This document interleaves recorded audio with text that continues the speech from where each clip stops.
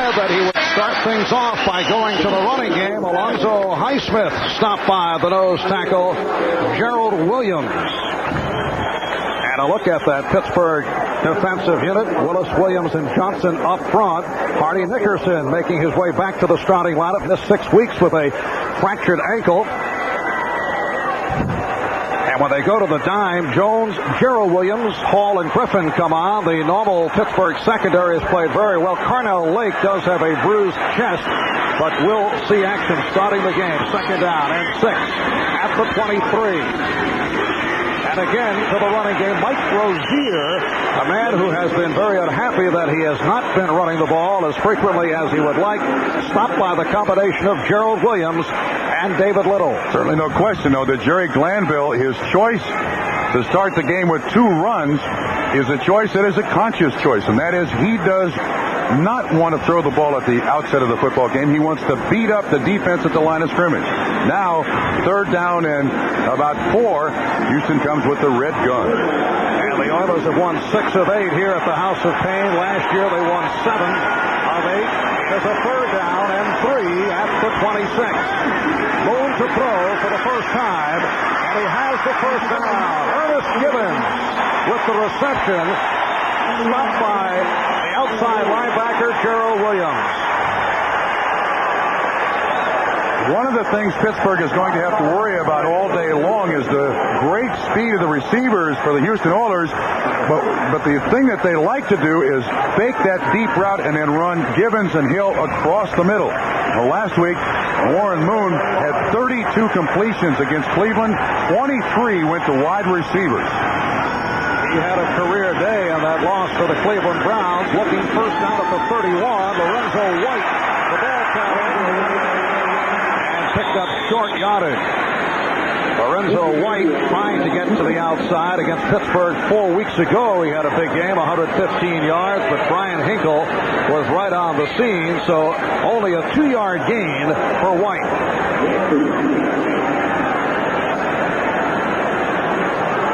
Second down and 8 at the 33. Houston seeking to become only the 3rd AFC team ever to defeat another team 3 times in a single season. The 1964 Buffalo Bills did it against San Diego. The 82 Dolphins did it to the Jets.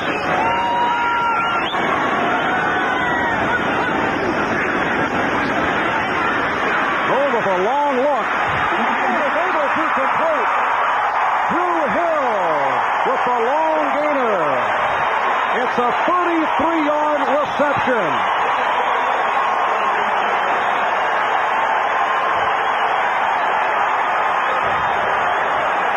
Marv, the Oilers in the red gun use Drew Hill and Ernest Gibbons on the inside, so they generally get safety coverage. Here Thomas Everett, 27, is the man who's supposed to cover Drew Hill. That's his 67th catch of the year. He has been Warren Moon's biggest weapon in 1989. And last week he had 10 catches against the Cleveland Browns. First down at the Pittsburgh 35. We're just underway in the first quarter. It is back to the ground for Highsmith.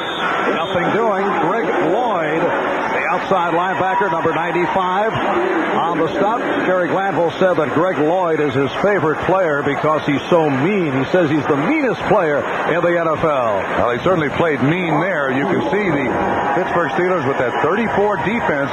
Now, these are rather stout fellows up there, and those linebackers, Lloyd included, are constantly charging the line of scrimmage. You see Gerald Williams, 98 assists on the tackle, 53 Hinkle there.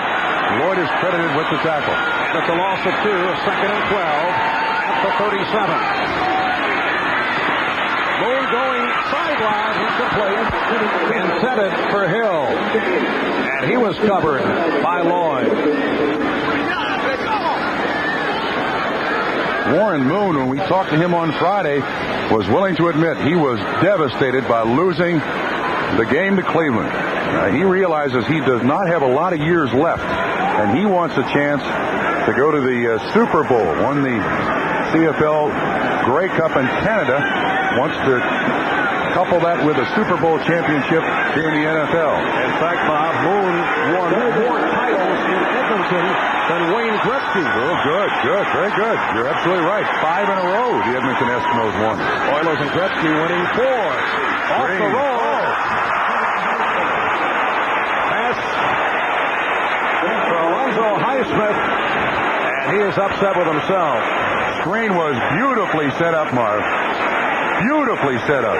This is exactly the way you want it. As you look from the far side of the field, I think Highsmith realized there was no one from Pittsburgh down there in front of him, took his eyes off the football. And so this long drive, 9 plays in all, is stopped by the Steelers, and this will be a 54-yard field goal attempt for Tony Zendejas. Do you believe it? He's 25 for 37 on the season. This one is way short and wide. Oh, that's a heck of a chance for Jerry Glanville to take, because it gives Pittsburgh great field position for their opening drive of the game, Marv. Or Glanville showing lack of respect for the Pittsburgh offense. We'll be right back. Bubby Brister and the Pittsburgh offensive unit on the field for the first time. Bubby's mom, Frances, visited with us last night. Made the trip here from Monroe, Louisiana, bringing along Bubby's 5 sisters. Frances walked into our meeting room and immediately said, "Bob, you are so much more handsome in person." And Bob, that's something we've all wanted to express to you, but just never got around to it. Well, you know, I really didn't know what to say to the lady. She got a nice gift from her youngest offspring. Yes. Bobby bought her a new car in Steeler colors. She drives around Monroe, Louisiana with Bubby 6 on it. There's Broadway Bubby this time, because Bubby Brister predicted to win today. Last spring wrote on the chalkboard they were going to the playoffs. And a 1st and 10 for Brister and the Steelers from the Pittsburgh 37. And he goes right to the tight end, Mike Mularkey, who's had a solid season. Grimsley and Smith combined on the stop. It is close to the first down marker. And this Pittsburgh offensive line has come together after the shuffling during the early part of the season. And they include a Pro Bowler in the right tackle, Tunch Ilkin. Brister, the quarterback, with Merrill Hodge and the rookie Tim Worley at the running backs. Hodge has had a good year. Worley has come on, as we mentioned earlier, in the shotgun. Dwight Stone and Mark Stock come on. It is a 2nd down, and now they pick up the first down. First down is indicated, so the Steelers, on the 10-yard reception by the tight end Mularkey, have the first down. Tom Moore, the offensive coordinator of Pittsburgh, mentioned to me that there's nothing to complain about this team anymore. We use the shotgun and we throw to the tight end. Taylor's left, Lips right. Now Worley shifts over to the slot. Here's Hodge pulling his way. Merrill Hodge averaging just over 3 yards per carry. He has had shoulder problems throughout the season. In his 3rd year out of Idaho State, picked up 5.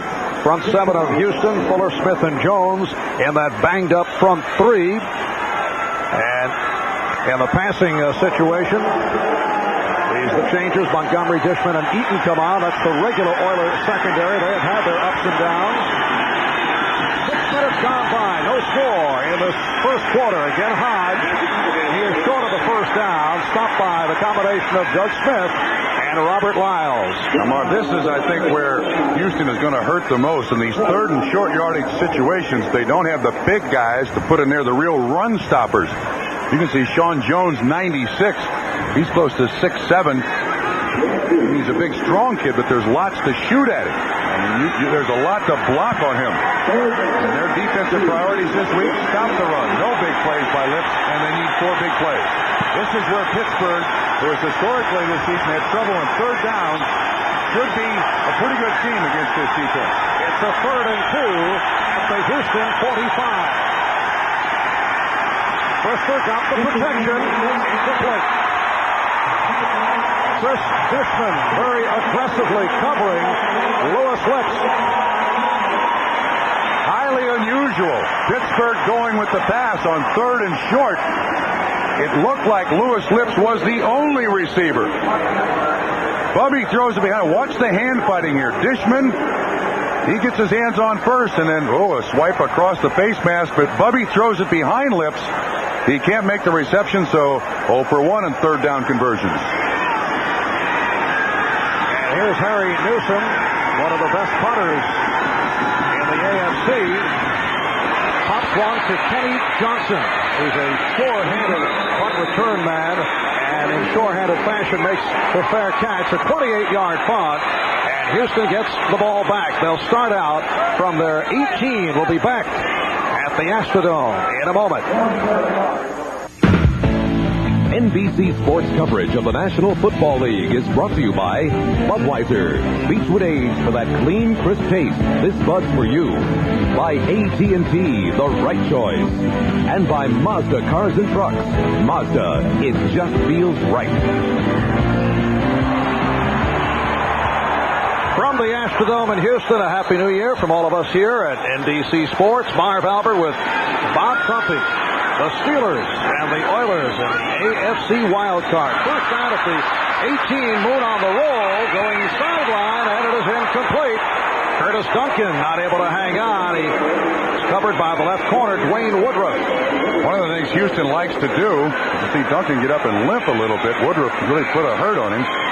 But the Houston Oilers very seldom have their quarterback, Warren Moon, set up in the same spot.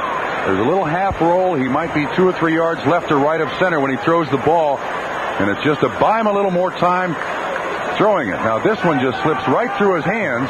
This is not by design, but even on the run, you see Warren Moon with good fundamentals, gets the ball out there. But it's an incomplete pass. Good defensive play by Dwayne Woodruff. Now the lone deep back is Lorenzo White. For a short pickup.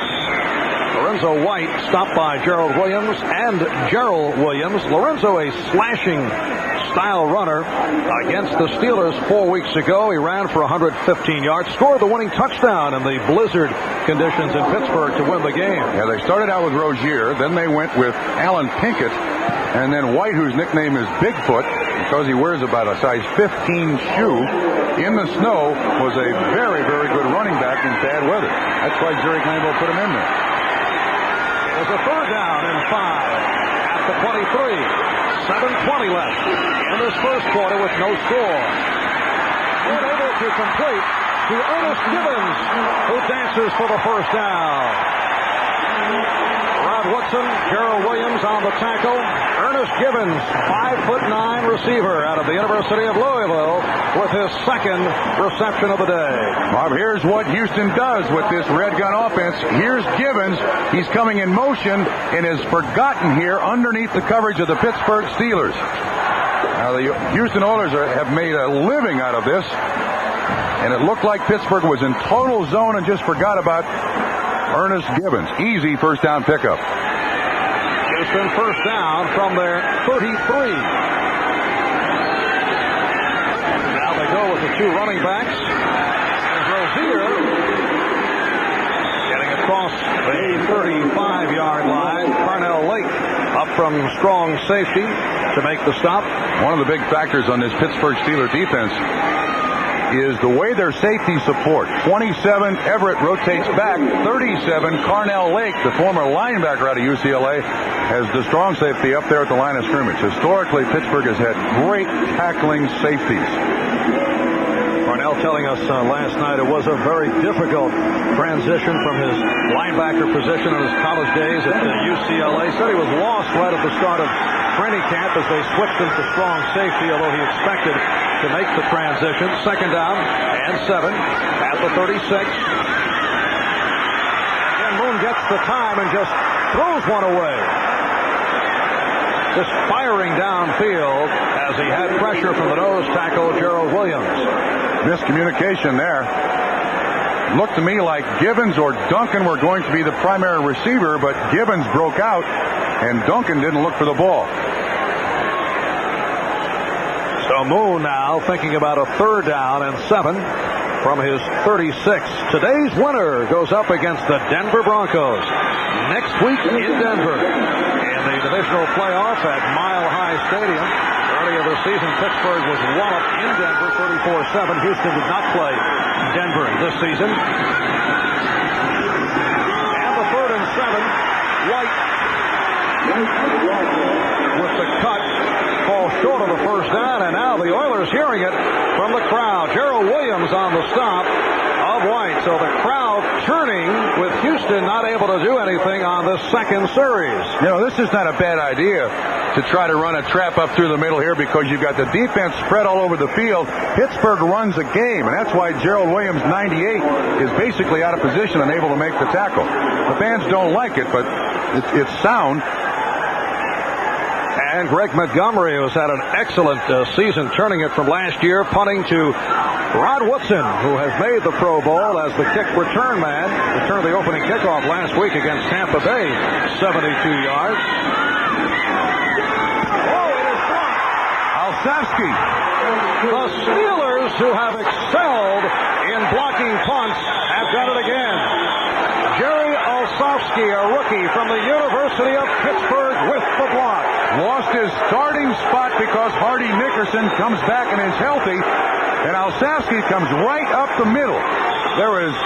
You could see Houston doing an awful lot of different things at the line of scrimmage to accommodate the different movement by the Pittsburgh punt rush. And there's Olszewski doing an outstanding job laying out in front of the punter. He blocks it, and again Pittsburgh with wonderful field position, this time at the Houston 32.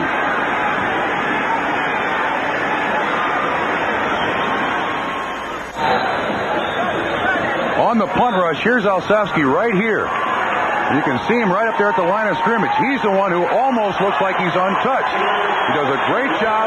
This is the third punt that Montgomery's had blocked in 1989. So Pittsburgh starts out at the Houston 32, 4:40 remaining in this first quarter. No score.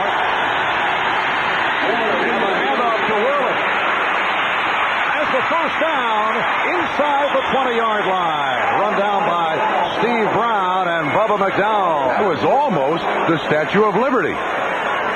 13 yards on the pickup. You saw Bubby Brister go back like he was going to have a quick pass. He brings it, watch him. He gets it up there so they can see it, then brings it back down. Nice trapping out in front. You see the lead blocker is helping him, John Jackson, and then he gets really hammered, but it's a first down. He picked up 13, so that's one out of the schoolyard, very close to the old Statue of Liberty. First down at the 18th. A lot of audibles here by Pittsburgh. Rather unusual. Worley in motion. Here's Hodge. Broke a tackle, getting to the 16-yard line. Merrill Hodge hit down by Al Smith and William Fuller. Hodge had a good one last week. 18 carries, 90 yards. Picked up 3 on the play off a second effort. It's a second down and 7. Jerry Glanville told us on Friday at practice that he voted for Chuck Noll as Coach of the Year. Although, Bob, he did qualify it a bit. He said he actually voted for Noll's staff. And he also spelled Noll's name C-N-O-L-L, pulling out all the stops. Second down play. The fake to Worley. Brister's pass went short as he took a hit from Fuller. Looked like it was intended for Merrill Hodge out of the backfield, but Bubby makes a very smart play.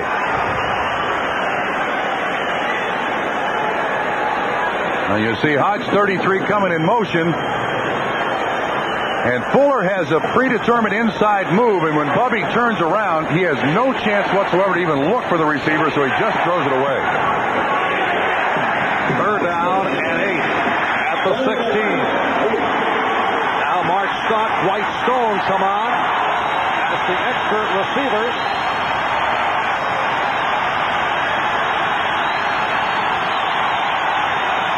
Scott in motion. Brister with time and has stopped right at the marker. Steve Brown, the left corner, with the tackle. It is short of a first down. Boy, this is almost a pick. This is almost a pick. They come back in motion. Watch these two guys. When they get down the field, they are running side by side, and it almost looks like a personal escort for the receiver who breaks out stock. And you see the defender, you're going to have to start employing some rules that they use in basketball. That is, when a pick is set, You back off of your man. Make sure you get in between your man and the offensive man. That's as close to a pick as you can possibly run and not get a flag. It is a 4th and 1. Down at the 9, it appears the Steelers will go for it. And a timeout now has been taken. 3 minutes left in the first quarter. Pittsburgh and Houston are scoreless. NBC Sports serves your need to know all week long. Dial 1-900-454-3500 for NBC Scores Plus. 24 hours a day, 7 days a week, anywhere in the USA. Welcome back to the Astrodome in Houston. Pittsburgh Steelers passing up a 26-yard field goal. Chuck Noll apparently looking to provide confidence to the Steelers once the 6 points. Yeah, Marv, this is a psychological play for Pittsburgh. They've gone for it 19 times this season on 4th down. It is a 4th and 1 at the 9. And here's Worley, and he drives forward for the touchdown. He broke a tackle. Jeff Donaldson, the free safety, could not bring the 6'2" Tim Worley down. Marvin, our conversations with the Pittsburgh Steelers players and coaches constantly remark that Chuck Noll had great confidence in this team, never lost faith in this team. And 4th and inches in the wild card game, he again shows great confidence in his offense, lets them go for it, and it results in the score. The other point, as we watch players jump offside as Anderson gets set to attempt the extra point, the other point about Houston is such a high-scoring team, he may have felt that at this stage 3 points really wouldn't mean that much. In our discussion last night with Tunch Ilkin, he was telling us what he most admired about the job that Chuck Noll has done this season. He said even when the Steelers were playing so poorly at the start of the year, he never got on the team, not caustic, remained calm and very supportive. That's difficult to do, as you know. And Chuck Noll has done it with a lot of different kind of teams. He's done it with young teams in the 70s, old teams in the 70s, and now here at the end of the 80s, another young team, and it's succeeding. Anderson tacks on the extra point, so the Steelers now have scored a first quarter touchdown in 4 consecutive games. Over their first 13 games, they accounted for only 3 first quarter scores. Tim Worley taking it in. And Chuck Noll reacting to that touchdown by Worley. 20th time they've gone for it on 4th down situations, and this one produces a touchdown. Excellent lead block by Lewis Lips. 83 on Dishman. And then Worley at 2:30 just powers over Jeff Donaldson, 31 for the score. So if Houston had psychological problems preparing for this football game after last week's loss to Cleveland, they're extended now by Pittsburgh. And Glanville had said what the Oilers need early is what he labeled an event. Yes. Either a turnover, and, well, the event, as it turned out, was the block punt on this man, Montgomery. And that gave Pittsburgh the terrific field position they took over at the Houston 32. Yeah, of course, the Oilers in this building until this season felt almost invincible, winning 7 of 8 here and 18 of the last 22, and then lose to Cleveland last Monday evening. Suddenly, the Houston Oilers begin thinking about their own ability in this house of pain. But we're still early. 2:53 remaining in the first quarter, and Gary Anderson will kick it off with a combination of Lorenzo White and Tracy Johnson.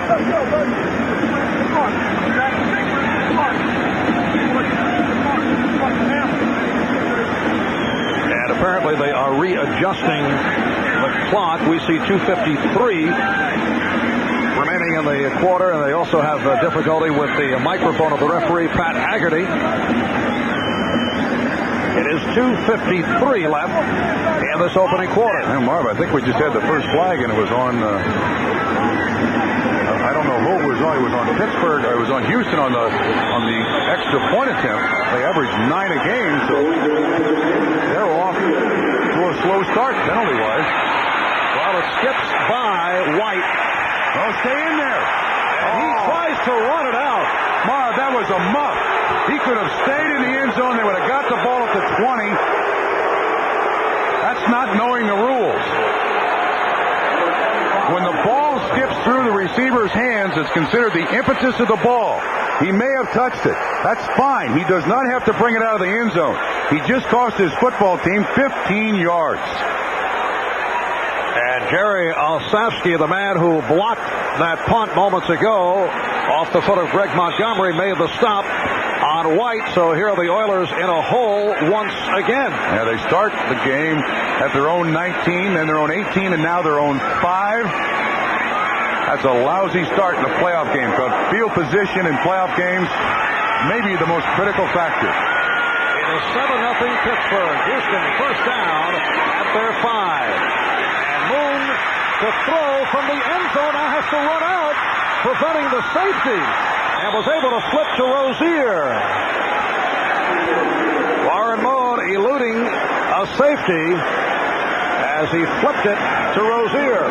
Keith Willis comes from the other side of the field, and this ball originally is intended for Drew Hill, who's going way down the field. But Moon recognizes, there's pressure, got to get away from here. I'm not sure you can call that a pass, but he does advance the ball to Rozier for about 3 yards.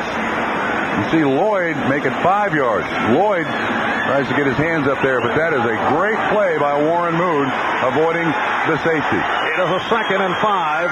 The ball inside the 10. Just under 2 minutes to go in this first quarter. Rozier short of the first down. And again, the Oilers hear it from the crowd. The nose tackle, Gerald Williams, who has come back from a mild concussion suffered last week, making the stop. Jerry Glanville, unique in a lot of ways in the NFL. His like of Jerry Jeff Walker, the country and western singer, who's in a hospital in Dallas having back surgery, and he is also the only head coach in the NFL that I know of that calls both the offensive plays and the defensive plays. So when there's problems with the Oilers, that's why he gets most of the heat. It is a 3rd down and 3. Houston with the 4 wide receivers. They forgot Gibbons again. Here's Gibbons on the reception for the first down. So Ernest Gibbons with his 3rd catch of the day. The strong safety Carnell Lake on the stop. Talking about Glanville facing the heat the past few weeks with reports which he feels are inaccurate concerning his future with the Oilers, and the insiders and Bob Costas did deal with it on NFL Live earlier. Glanville has 1 year remaining on his contract, and Houston owner Bud Adams, quoted in the newspapers here, as saying Glanville is not on the griddle. That according to Bud Adams. First down at the 19th. And Moon with the sideline feed again. It is Gibbons. And another Houston first down with a penalty marker throw. A 15-yard hookup if it holds. Now that time, Houston with 2 running backs. Gibbons really favoring his left leg. It's Woodruff 49 versus Gibbons. Gibbons with outstanding speed. Nice quick pattern. Great receivers have that acceleration. You can see lands on his leg. Gets outside the knee joint. That looked pretty severe, even though he bounced up a little bit there. Anytime you get your weight outside that knee joint, that's when you're going to have problems.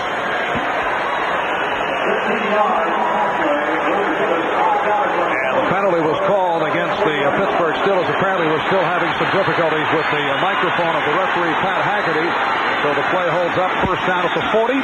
Time runs down in this first quarter. Moon stopped as he heard the gun sound. So that is the end of quarter number 1 here in the House of Pain. The Pittsburgh Steelers with a 7-0 lead.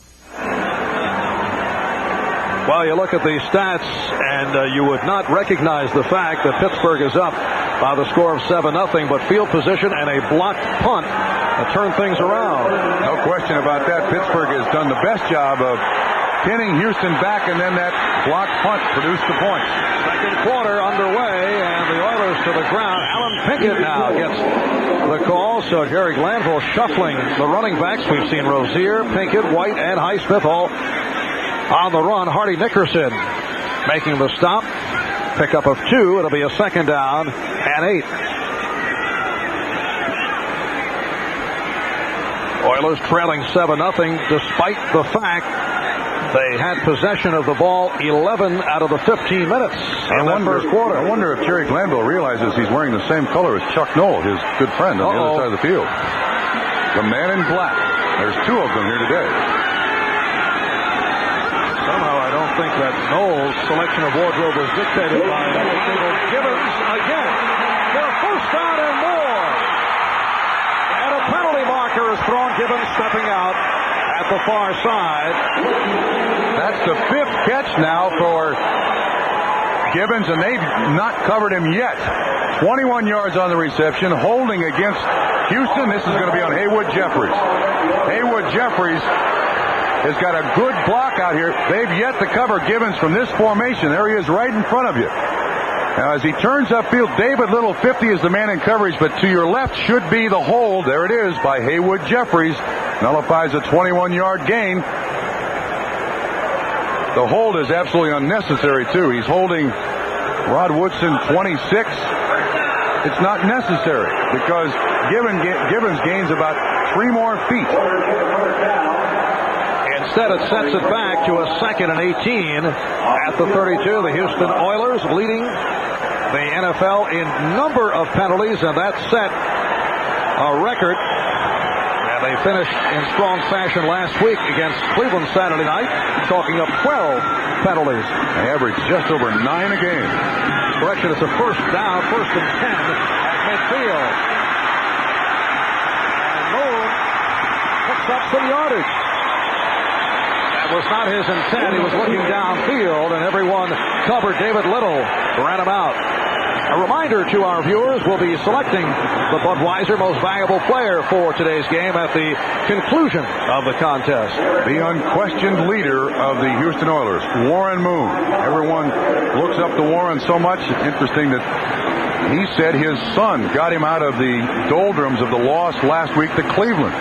When his son walks in the locker room and says, "Daddy, why is everybody so quiet and why are people crying?" And Warren Moon told us, he said, "Well, then I suddenly realized this is just a game," and he began to get better in preparation for the Steelers this week. 2nd and 5 at the 44. And Moon completes for the first down. Haywood Jeffries, with his first catch of the day, took the hit immediately from Carnell Lake. Boy, Mark, can you see they're making these receptions, Houston, in just about the same spot on every catch? Again, it's going to be just the middle circle route. Jeffries runs the cross, and here again, this is where Gibbons has been catching it. This is underneath coverage. It's not working. 37, Carnell Lake was the man who was supposed to be there with him. Moon with the time to throw it, and he's finding these guys open in the same spot underneath the linebacker coverage. Good season for Jeffries, 2nd year out of North Carolina State. Caught 47 balls. First down at the Pittsburgh 37. Moon, he's downfield and broken up. Intended for Jeffries, and Dwayne Woodruff able to get a hand on it. In the red gun, Marv, the Houston Oilers do one of 2 things with their outside receivers. They either run a hitch or they run the go. Now, Moon is looking all over the field. There is pressure all over him. That's Keith Willis at his legs. He's able to get it off. But watch this. Woodruff drops off. Just a foot race. The ball underthrown because of the pressure by Keith Willis. Almost intercepted by Dwayne Woodruff. But it goes as an incompletion, 2nd and 10. There's Dwayne Woodruff, 32 years old, the Steelers' oldest player. Goes back to the Super Bowl days of this Pittsburgh franchise. 2nd down and 10, and again Moon going deep, has a man. Oh! Curtis Duncan had a sure 6 as he beat Dwayne Woodruff.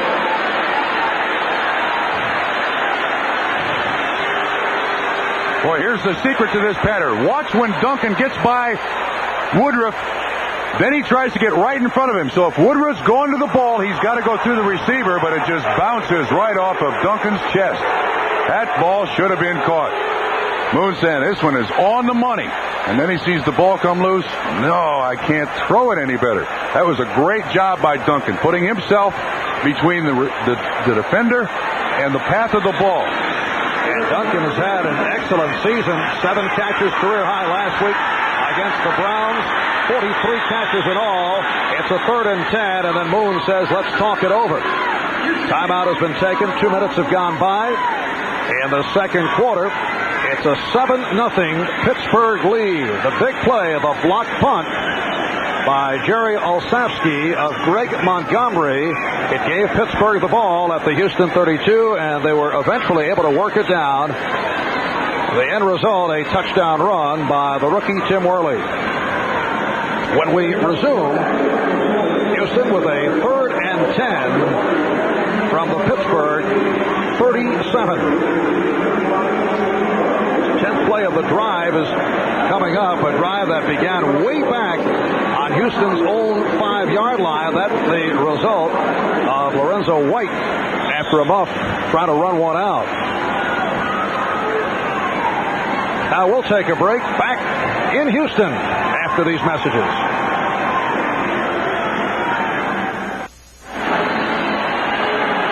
Back in Houston, this is the big play in the first quarter. The block punt by Jerry Olszewski of Greg Montgomery. It gave Pittsburgh the ball in great field position. They eventually ran it in, and a 7-0 lead is the story as we resume. Moon is able to complete on 3rd and 10. Drew Hill on a 16-yard pickup, stopped by Larry Griffin. Oh, they're killing him down through that zone. Houston is just tearing him apart. Warren Moon is now 9 for 15, 116 yards. You see the combination there of Gibbons short, and Hill goes this time on top of the underneath coverage, finds the dead spot. I mean, this is too easy. The Pittsburgh defense has got to tighten up here. They're playing a lot of zone. And you can see that Houston is owning the clock. Gibbons 81 in motion, first down at the Pittsburgh 21, and to the crowd. Alonzo Highsmith coughing it up and able to recover as a flag has been thrown. Aaron Jones made the hit on Highsmith. Holding against Houston. And the call against the Oilers. Highsmith has had fumble problems in the past. Glanville's got a problem here. Marv, they're not able to run the football. It is holding against Houston, so it will come back and be 1st and 20. But Houston's unable to run the football here as much as they're trying. Now, they're going to have to run the ball eventually a little bit just to keep the defense honest. Obviously, the passing game, the red gun is working, but you can't use just one aspect of your offense and win the football game. Houston, 10 rushing attempts, only 29 yards. Oilers hit for their 3rd penalty of the day, and they're set back to a 1st and 20 at the 31. Pittsburgh with a 7-0 lead. And Moon goes to the middle. Short pickup, Haywood Jeffries with his 2nd catch, stopped by Delton Hall, the extra defensive back.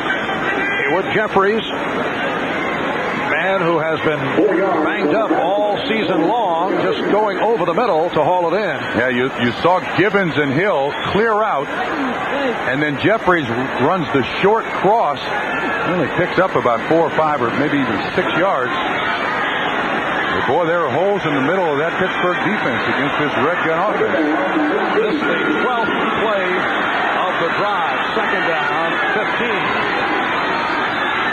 Green. Completed to Pinkett. Alan Pinkett hearing it from the crowd as he gets to the 15, still shy of the 1st down, but a 12-yard gain. A.J. Jenkins on the stop of Pinkett. This is well sold by the Houston offense. Chuck Noll not happy with what's happening here. You'll see him push those defensive linemen any way they want to go. Pinkett, there's no one there in coverage at all. No one even close.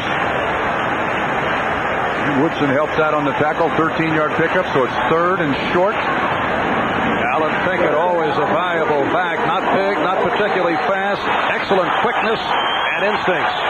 They go with a red gun again. Pinkett, the only running back. It's a 3rd down 3. Gibbons in motion. Second time Warren Moon has had to take a timeout. He doesn't like the look of the defense. And he goes to the sideline to see what he's looking at. I think what he's seeing here, Marv, is the double rotation zone. The corners will come up. The safeties will go out. Both corners up, both safeties out. The spot to get into it is up here in the middle, and I don't think he had the right play called. So he goes to the sideline. Pittsburgh made famous that double rotation zone with Mel Blount in one corner. Not bad for a defensive alignment that was plotted out for the final time in the Pittsburgh airport last night. The plane delayed, and defensive coordinator Rod Russ was telling us that he conducted the defensive meeting at the airport in Pittsburgh. They also had a walkthrough in the ballroom of the hotel as their plane was like 3 hours late leaving Pittsburgh. There's Rod Russ. I liked his line. I said, how do you approach a defense that's playing a team for the third time? And he said, I told each one of the guys, win your war. Well, a reminder, tomorrow you can kick off the new year in style with NBC's Championship Monday College Bowl lineup. And it all begins with the Hall of Fame Bowl. The SEC power Auburn Tigers take on the Buckeyes of Ohio State. And then Florida State, Nebraska in the Fiesta, followed by the game which will determine the national championship, the Orange Bowl. Number 1 ranked undefeated Colorado Buffaloes battling the Fighting Irish of Notre Dame. That is tomorrow on NBC Sports. Colorado certainly with some motivational tools following the statements by Lou Holtz that were picked up. Lou apparently not happy with that spy microphone, as he called it.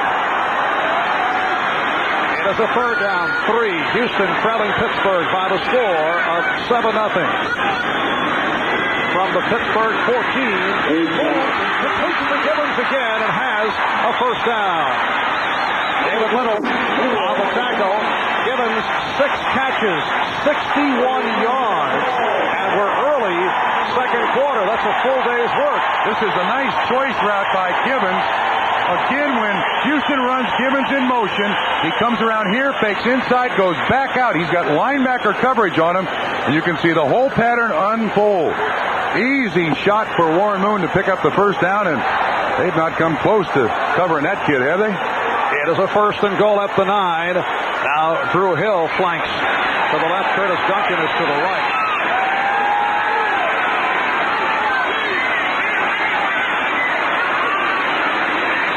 Moon with the short set.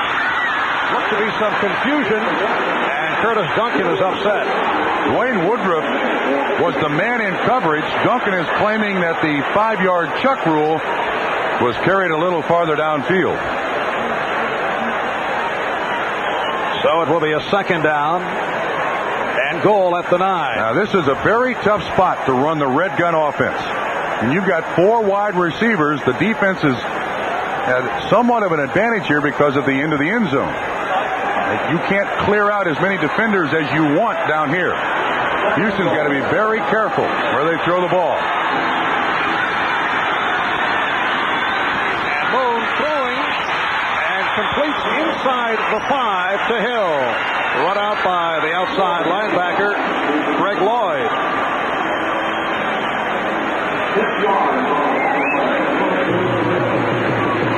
From the shotgun, good protection throughout this first half. And a lot of linebacker coverage. Greg Lloyd that time, 95, trying to cover Drew Hill.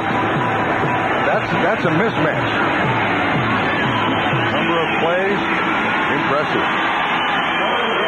A 3rd and goal at the 3. 6 minutes in, second quarter. Houston trailing Pittsburgh 7-0. Hill 85, peeling off.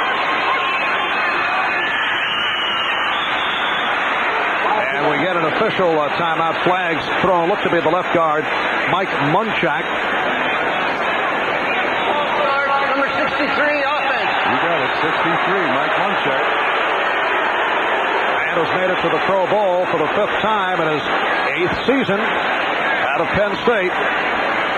You can see he turns around to look at the quarterback. Matthews does, then Munchak does, and then Warren Moon does not allow them a chance to get set. When you're up in a 2-point stance as an offensive lineman, you can move around, but you must be set for a second before the ball is snapped, and that's why it's called false start. And a false costly penalty. It's now a 3rd and goal at the 8. This may help the Houston offense, though. They've got more room for these receivers to roam, Marv. Again, movement. And Moon throws. Incomplete. Pass intended for Hayward Jeffries, covered by Rod Woodson. Oh, this hurts. So 85 yards and have to settle for a field goal. This is a lot of effort. Here's Jeffries, 84 on Woodson. And you can see all the defenders inside. But still, if Moon can throw it and throw it at the 8 or the 4, I think Jeffries has got a touchdown. One of the few bad passes we've seen Warren Moon throw today. And now a 25-yard field goal attempt for Tony Zendejas early in the game. Jerry Glanville going for a 54-yard attempt. Zendejas during the regular season, 25 for 37. And this one he drills through. It is officially called 26 yards. So 17-play drive, and it concludes with a field goal by Zendejas. We'll be back in Houston in a moment. NBC Sports coverage of the National Football League is brought to you by Today's Chevrolet, who invites you to see why nobody's winning like the heartbeat of America. By United Airlines, rededicated to giving you the service you deserve. Come fly the friendly skies. And by Budweiser, the king of beers. Remember, know when to say when. Welcome back to Houston. Marv Albert, Bob Trumpy. The AFC wild card game. Pittsburgh with a 7-3 lead on Houston. And Rod Woodson awaiting the kickoff from Tony Zendejas. Woodson becoming the second Steeler ever to win an NFL kickoff return title. He has been excellent, but this one is picked up by Ouija Thompson, one of the up men. They want to keep it away from Woodson. What did Woodson tell us last night? That I'm hoping they're kicking it. They kick it to me. Generally, they kick it short. So Woodson wants his chance. The only other Steeler to lead the NFL in kickoff return average, Lynn Chadnoys. You remember that name? Back in 51 and 52. I beg your pardon? Who? He was an excellent player. Lynn Chadnoys? I'll take your word for it. Bob, stop pretending. First down at the 33, just under 9 minutes remaining in the second quarter. Worley in motion. And Brisker looking that way. Has Worley. Fumbles. And the Oilers recover. McDowell has it. Bubba McDowell. Well, earlier this season, as a ball carrier, Worley had fumble problems. He lost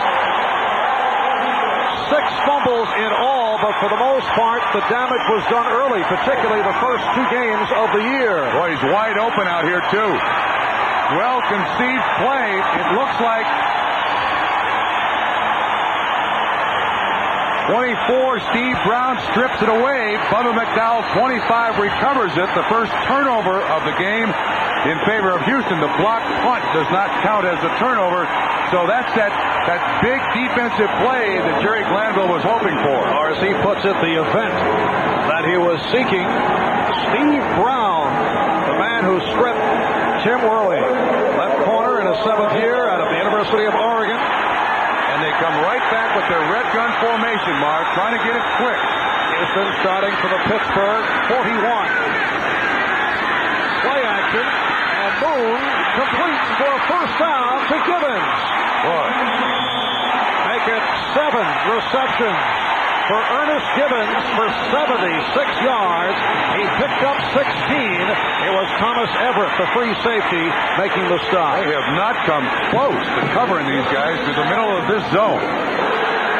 The one thing we see different, Moon going up underneath the center, but the crossing route by Gibbons wide open. Look, he's expecting people to be there to tackle him. There's no one within 5 yards. And he is so explosive after he makes the catch, although this season he has been affected by a hamstring pull.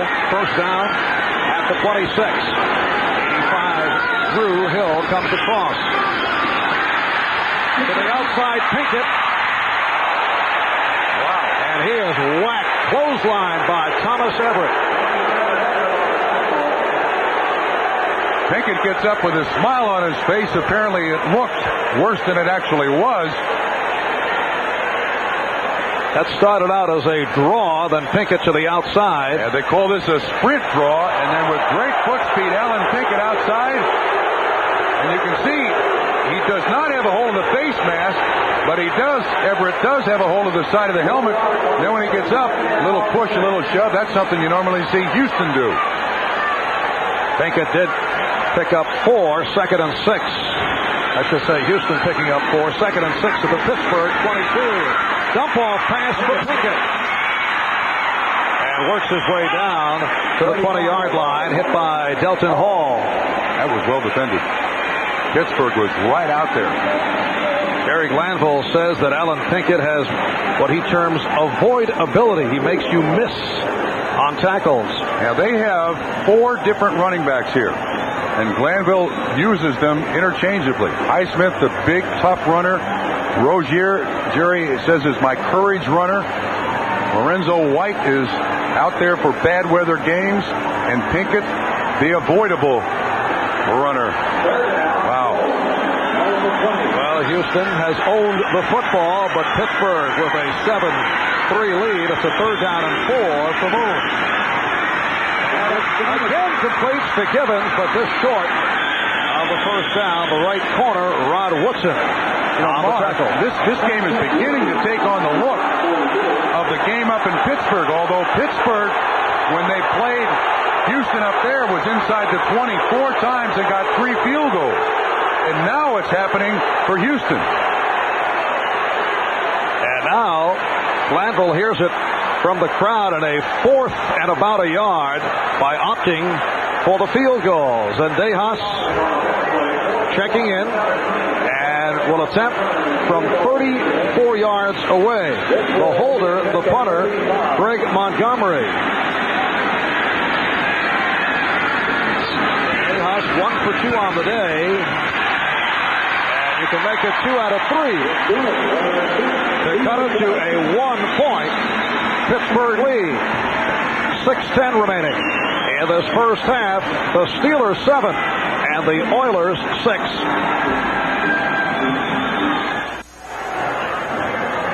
Earlier today on NFL Live, Bobby Beathard announcing that he will join the San Diego Chargers as general manager following the postseason. Bob Costas with a very emotional send-off. Yes. Very genuine from the heart for Bobby. Coming up at halftime, Bob and OJ will have highlights of that Rams victory over the Eagles earlier today. And Bob will talk to Broncos head coach Dan Reeves and Vikings general manager Mike Lynn.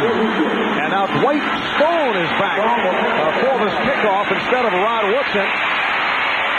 Stone getting it across the 20-yard line. I know that Woodson is bothered by a touch of the flu, and I can only guess that Chuck Noll is spotting him. So Kenny Johnson on the stop of Dwight Stone, who is back in single safety as Woodson takes a breather on the sideline. You can see Houston's choice. When Stone is back there, they kick it to the deep man. When Woodson's back there, they'd like to kick it to Weezy Thompson. So Pittsburgh now first down from their 22. They lead Houston 7-6, 6 minutes left in this first half. Marv Albert with Bob Trumpy from the House of Pain in Houston. Lips in motion. And here is Worley. He took a jarring hit. William Fuller, the left defensive end, and John Grimsley, the Oilers' leading tackler, coming from the inside linebacker position, combined to make the stop. You can certainly see that Chuck Noll has not changed his mind about how you win in the NFL. You see the pulling offensive lineman, John Reenstra, out there to try to make the trap. Fuller and Grimsley on the tackle. This is vintage Pittsburgh offense. 2nd down and 8 at the 24. And Worley in motion. It's a draw for Hodge. And Hodge broke tackles. Merrill Hodge is pushed out finally by the free safety Jeff Donaldson, and that surprised the Oilers. 56-yard run by the fullback Merrill Hodge. When when Worley jumps outside on the motion, you can see that it's not a trap. It's just a straight-ahead blocking. Hodge with a great move on 54, Al Smith. And then Hodge he doesn't have outstanding speed, but Lewis Lips helps with the tackle, 83. Jeff Donaldson finally gets him out of bounds. Huge run, and certainly at the right time for the Pittsburgh Steelers. Pittsburgh first down at the Houston 27. 5 minutes to go in this first half. Again, Hodge gets the call and works his way to the 25 with a penalty marker down. The nose tackle, Doug Smith, combining with outside linebacker Robert Lyles to make the stop. The call is against Pittsburgh. But you can see, Marv, as we mentioned at the top of the show, that the run-stopping defensive line for the Houston Oilers not available today, with Childress out, with Doug Smith with a bad leg and a bad ankle, and with Bird with back spasms. It's going to be tough for Houston to stop this running game of Pittsburgh all day long. That run by Hodge, his longest of the season, and now we're told a career high. His previous high mark 31 yards. They now call this 49, a 49-yard run, but with that penalty, it is set back to a 1st and 20 at the 37. Brister couldn't find anybody and then fires long and overthrows Derek Hill, covered by the right corner, Patrick Allen. Bubby Brister looking for Derek Hill, a reliable receiver who has worked his way into the starting lineup, a 3rd-round draft pick out of Arizona. And now Brister has a 2nd and 20 at the 37. Now, I asked Bubby last night if there was a play that seemed to turn things around for Pittsburgh. He said, yeah, Tom Moore called a 3rd and 1 play-action pass in Miami that I completed to Milwaukee, and all of a sudden, in the rain, we got a lot of confidence. We telecast that game, a tremendous turnaround for the Steelers, and a nice catch by the tight end, Mike Mularkey. Beautifully thrown by Bubby Brister. Anthony Spears put pressure on Brister, but this was thrown over the outstretched arms of the defender. It looked like Jeff Donaldson, 31, was the safety. Almost a jump pass. No pressure by Anthony Spears. Watch once again. Mularkey Grimsley is the man up front there, 59. Beautiful throw. Outstanding catch. First down, Pittsburgh. First down at the 17. You mentioned the name Anthony Spears. He is a recent addition to the Houston roster, a native of Pittsburgh, but activated from the developmental squad, and with Houston hurting up front, he is seeing some action. And is still in motion to the ground for Hodge, galloping his way through, and takes a hard hit at the 10. Bubba McDowell, the strong safety, with the tackle on Hodge. So he picked up 5 more, and Hodge was instrumental in that big victory by the Pittsburgh Steelers in Miami several weeks back, and he has come alive here in the second quarter. Watch the trap again. Reenstra up through the hole, and then Hodge cuts behind the block just the way you draw it up on the chalkboard. Bubba McDowell finally with the tackle, and that run offense of Pittsburgh now really beating up on Houston. It is a 2nd down and 2. Merrill Hodge again, this time stopped by Grimsley and Smith, and it is short of the first down. Jerry Glanville, Chuck Noll, not the best of friends. The bad blood between these two started 2 years ago. Noll confronting Glanville after a game here in Houston and threatened him over what he considered the Oilers' dirty tactics. They have not talked since. Add to that, the Oilers were embarrassed by Bubby Brister's insults and his winning touchdown drive at the close of the 88 season, which all makes for an intriguing storyline. 3rd down and 1. And here's Hodge. Oh, I don't think he made it, Mark. Johnny Meads from the outside linebacker position, along with Al Smith from inside to cut him off. Let's see where they spot it. Well, we've already seen Chuck Noll go for it once on 4th and short. No reason to think that he won't go for it again. They're going to measure. Getting back to the scenario between Noll and Glanville, It's a slice of Americana from the World Wrestling Federation that neither coach wants to talk about at this point. From time to time, Glanville will allude to it. And it is short of the first down. Well, there's certainly no question here what Jerry Glanville's team faces, and that is they're going to go for it on 4th and down. No, they're not. Now, wait a minute, I don't understand this.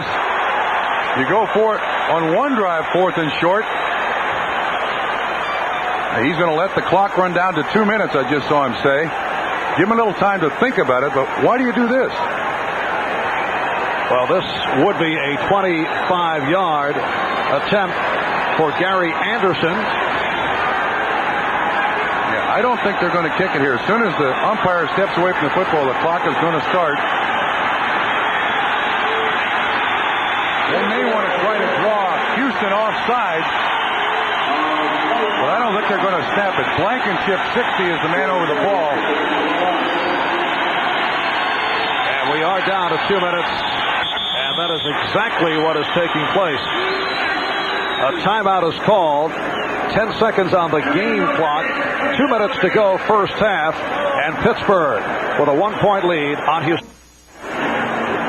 Pittsburgh 2 timeouts remaining. Houston 1. 2 minutes to go.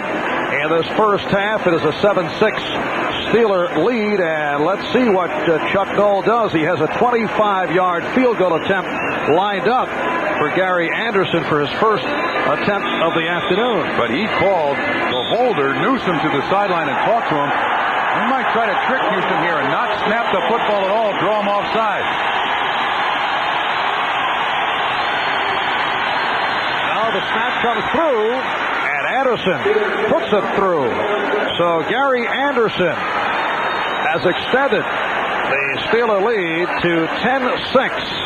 I'm surprised. I'm very surprised. I mean, they've been, especially in this drive, running the ball very, very well. And he's already gone for it on 1 4th down and short. He chooses not to go for it on this 4th down and short. Early in the game, he did go for it. And Tim Worley was able to run it home. A 9-yard touchdown run for a 7-0 Pittsburgh lead.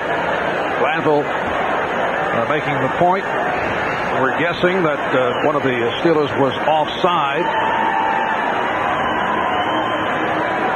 When centers snap the ball to the holder on punts and place kicks, they move their head. That then Blankenship doesn't really move his head that much. That's allowable. Well, Jerry may be lobbying a little bit, but you know, I don't like this choice by Chuck Noll because Houston's been able to throw the ball at will out of their red gun, and when Houston gets the ball back, that's all Pittsburgh's going to see is that red gun. And with 1:57 to go, I think they can get it down the field. Pittsburgh Steelers closing the season, winning 5 of their last 6. You can see the turnaround, although none of those 5 teams that they beat down the stretch had winning records. Those that doubt the Steelers will point out that the victories came at the hands of San Diego, Miami, the Jets, New England, Tampa Bay. Pittsburgh Steelers in their first postseason appearance in 5 years. And as it turns out, among the AFC teams, they are the hottest team entering the playoffs. Long kick by Anderson. Kenny Johnson will stay right there. So the ball comes out to the 20. And we have our first extracurricular action of the day. And this one harmless. Chris Verhulst and Tyrone Stowe involved. Well, look at the way Warren Moon is throwing the ball. Of his 16 completions, 13 to wide receivers. Last week, of his 32 completions, 23 to wide receivers. And you're going to see the red gun for the rest of this half. Now, Marvin, Pittsburgh's not been able to cover Houston in this situation. Gun consisting of the 4 receivers, not a down and distance formation. They go with it at any time. And a first down from the 20-yard line. Just under 2 minutes to go in the half. Moon off the pump. Able to complete to Duncan out at the 25-yard line. Wayne Woodruff right there for the hit. And now, a key factor here for Houston is they had to waste 2 timeouts in the second quarter. So they have but 1 left. Ball spotted up the 26, so it's a 2nd and 4. And Moon completes over the middle for the first down across the 35 to Hill, Everett, and Griffin. On the stop as the Oilers get to the line quickly. Although Hill is down, apparently shaken up. Now he's all right. But if he stays on the ground, it'll cost them their last timeout. So he comes off the field. He is replaced immediately. Clock running down, approaching 1 minute left in the half. And Moon goes sideline, intended for Gibbons. He was covered by Woodson. Ernest Gibbons is the star of the day offensively with 8 catches, 78 yards in this first half. Now the Steelers are going with 6 defensive backs, a 4-man rush, and of course with only 1 timeout. Now you see Rod Rust, he's playing the mind game against Jerry Glanville, trying to figure out where they're going to throw the football. Pittsburgh has not really put much pressure on Warren Moon throughout this first half. Jerry Glanville lobbying with the officials on the sideline for make them stop holding our receivers. 2nd and 10.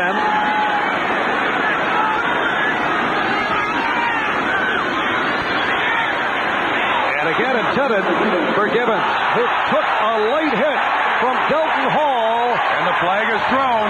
Well, Delton Hall, a very aggressive, hot-tempered player, had actually cooled the act down, and now some finger pointing. And Duncan and Everett. This is a hockey game. Fights breaking out all over the place. Thomas Everett appeared to throw a punch. There is certainly no question, though, that Bubby Brister, he said before the game it was a war, but that is not a very smart play by Delton Hall. 1, 2, 3, 4, 5 steps, and then he gets him an elbow. Delton Hall has been a very volatile player. Personal foul. He did calm down. Coaches did not want him to get involved because it has cost the Steelers on a number of occasions. Delton Hall in his 3rd year out of Clemson. That's really in part cost him his starting job. He was making some very dumb mistakes, and he now plays in the nickel. He plays that corner on that side. Woodson comes in on the inside. Personal foul against Delton Hall, and Chuck Noll not happy. You like to see players give it an aggressive go, but similar to what has taken place with the Houston Oilers, Warren Moon was getting upset that Chris Dishman was getting overly aggressive, and he felt also was motivating other teams, and it was hurting the Oilers in the long run. Yeah, well, the foolish part of Delton Hall is that he did that, I guess, assuming that no one in this building was watching. Into the first down at midfield with 55 seconds to go, first half, and penalty markers are thrown, so the play is stopped. Start number 77, offense. That's on Bruce Davis, the offensive left tackle. Tackles are in a tough spot when your team is in the shotgun formation. Some offensive tackles look at the defender. He can be moved out of his stance. Most try to look at the football so they're not drawn off sides. Davis is right over here on the right. 77 moves that foot. Basically is it a response of the defensive end jumping quickly, but Houston and Buffalo fans will recall Davis had a very strong game against Buffalo in the playoffs last season against Bruce Smith. Now Moon in trouble. Able to get it away and broke it up. Intended for Gibbons.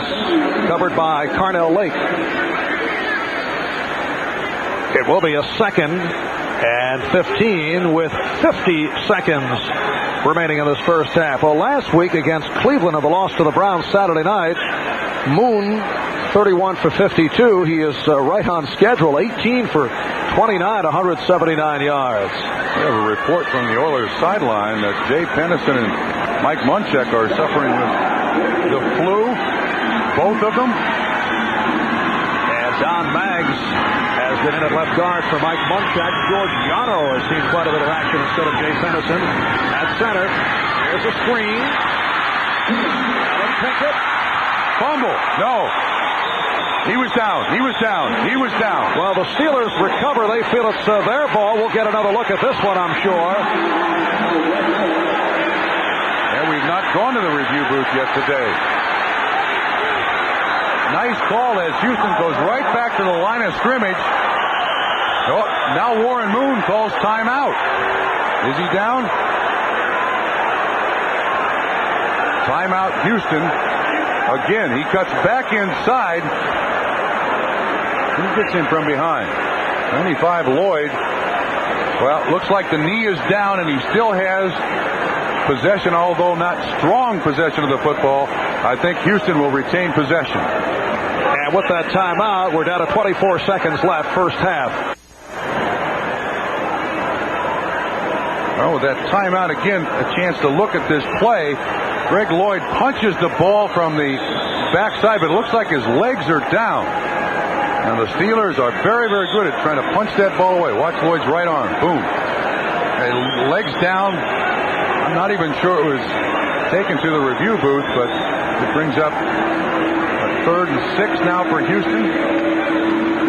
And that's a timeout situation. Apparently they did not review it. And Houston now 3rd and 6 with 24 seconds remaining, first half. Steelers 10, Oilers 6. Moon with time and drop. A host of drop passes by the Houston Oilers. Drew Hill not able to hold on, covered by the free safety, Thomas Everett. You know, Marv, I wonder with Houston going with the red gun so much in the first half, if they haven't worn these wide receivers out as Montgomery comes on to punt. 4th down and 6. Ball inside the Steeler 50. The Steeler side of the 50. Glanville's choice is to punt the ball away. Montgomery had his earlier attempt blocked, and that led to the Pittsburgh touchdown. Montgomery is back at his 40. Down to 19 seconds remaining. Montgomery looking to angle it. Took the hop inside the 10. Look down. Wait a minute. Wait a minute. Did he step in the end zone? You can't come out of the end zone and touch that ball. It looked to me like the guy who was. See if we can pick it up again. It looked like Tracy Eaton at 21. Tracy Eaton, are his heels on the line? You can't come out of the end zone and touch it. I'm not sure I picked it up again. See, we should be able to see it here. Yes, sir. That's a touchback. That'll come out to the 20. You can't come out of the end zone and put the ball down. And that is reviewable. The umpire should step in. They'll bring that out to the 20-yard line. Well, let's see, no sign with 10 seconds remaining. It should come out to the 20, Marv. But the play develops, and they'll just run the clock down. Yep. That ball should have been out to the 20 if something out of the ordinary might have happened. Well, Bob, you'll be chatting with the replay official Jack Petty, I know, during our halftime break.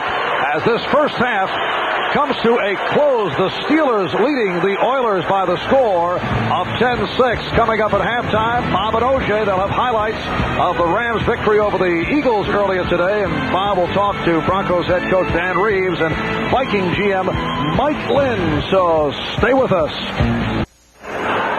We welcome you back to the Astrodome in Houston, where the Cinderella story of the Pittsburgh Steelers has continued in this AFC wild card matchup. Steelers with a 10-6 lead over the Oilers. To clear up some loose ends, there was a play in the final seconds of the first half in which we blew the interpretation. Tracy Eaton of the Houston Oilers goes into the end zone, then reestablishes himself in the field of play.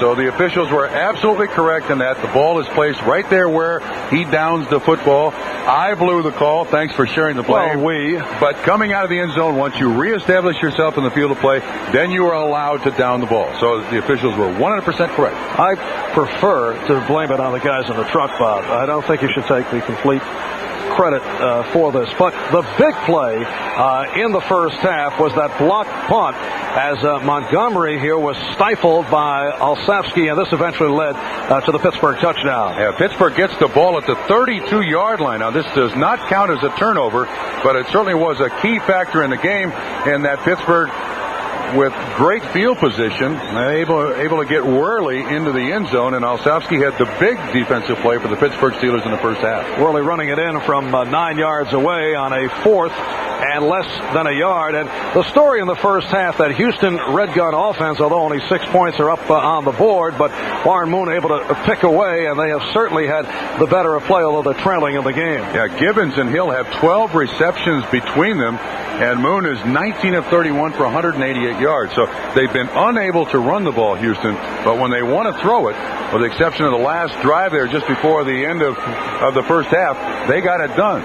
And, of course, if you look at the halftime stats, look at the time of possession in favor of the Oilers. And to only have 6 points on the board, they got inside the 25-yard line of Pittsburgh twice, but could only come up with 2 field goals.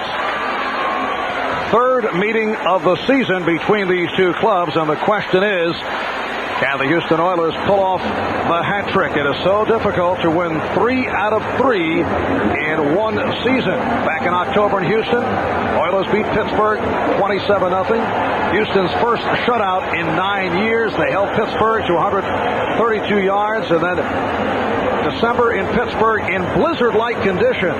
Houston pulling one out over the Steelers with a touchdown in the final minute, 23-16. The Oilers trying to become only the third team since divisional play in 1970 to beat a team 3 times in one season.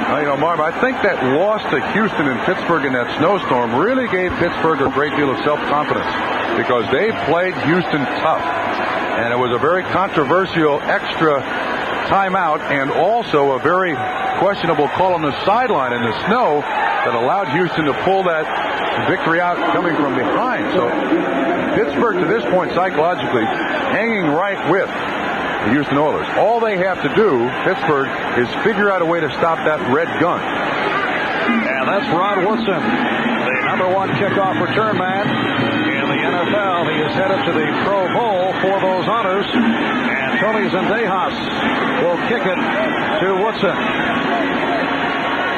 It's the Steelers 10 and the Oilers 6.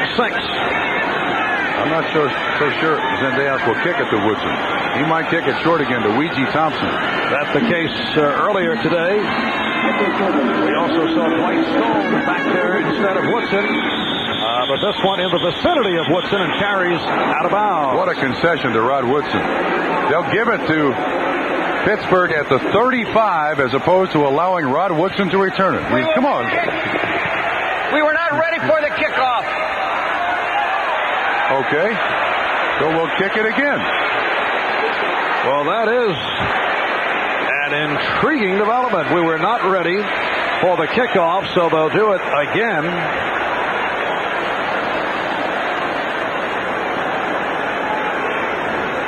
Rod Woodson comes in averaging 27 yards per kickoff return. He returned the opening kickoff last week against Tampa Bay for 72. Earlier this year, he ran one in from 84 yards away against the San Diego Chargers. And if you can take him out of Pittsburgh's game plan here, which is a big kickoff return, and you've done a whale of a job.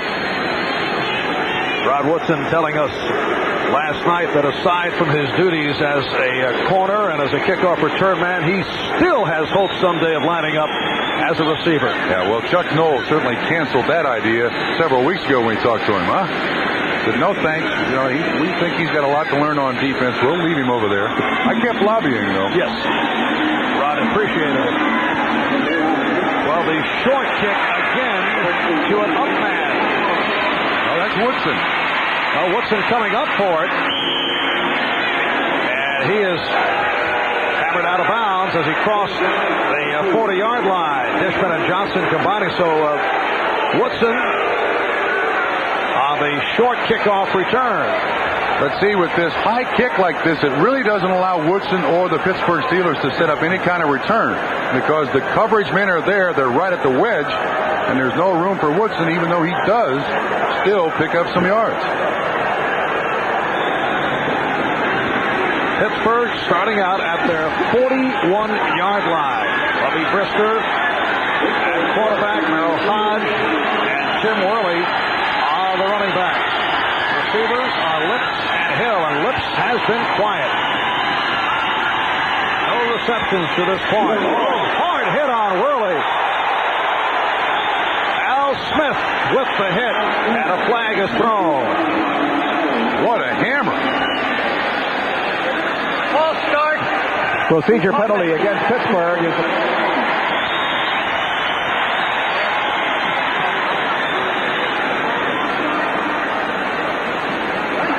This takes great timing to be right there at the hole when the running back gets to the line of scrimmage, and Al Smith really stuck his head right in there. The penalty, I believe, is going to be on Terry Long. The right guard comes early, but watch Smith. Wham! Boy, that is definitely a picture-perfect tackle. Really off the ground, so it looked a little more dramatic than it really was. Al Smith, the man, has come back from a fractured toe injury out of Utah State from his right inside linebacker position. First down 15, back at the 36. Steelers 10, Oilers 6.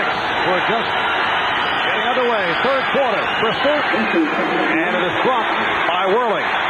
That's just Brister's 8th pass attempt of the day. He's completed 4. Not many yards throwing the ball. The big yardage has come primarily on one run by Merrill Hodge. He's got 68 yards rushing in the first half, and Worley's got 25 with a touchdown. Worley's the outlet receiver. Should have this ball. But there's good coverage right there. He's not going to go far because 93 Robert Lyles was ready to make the tackle. It is a 2nd and 15 at the 36. Crowd standing defense. Off the draw, nothing. Merrill Hodge stopped by John Grimsley. Grimsley leading the Oilers in tackles for the 3rd time the last 4 years. Made it to the Pro Bowl last season. This is the sticky defense run by Houston. They come with a blitz, and they try to trick Houston. Brister goes back like he's going to throw the ball and then just kind of sneaks it to Merrill Hodge, but Grimsley there to make the tackle for a loss. It is a loss of 4. 3rd down and 19. Back at the 32. Opening minute, 3rd quarter. Sticky defense again. 9 men at the line of scrimmage for Houston. And Brister looking for Stone.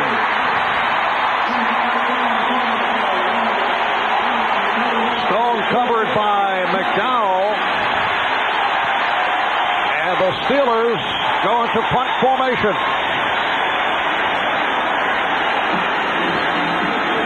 Heavy pressure on Bubby Brister. Lots of people coming in. Johnny Means, 91. Doug Smith. Brister doesn't have a chance to set up. I wouldn't be a bit surprised to see Pittsburgh try to block a punt here. Steelers did it on Houston. Let's see if Houston tries to do it on Pittsburgh. Harry Newsom with a 2nd punt of the day.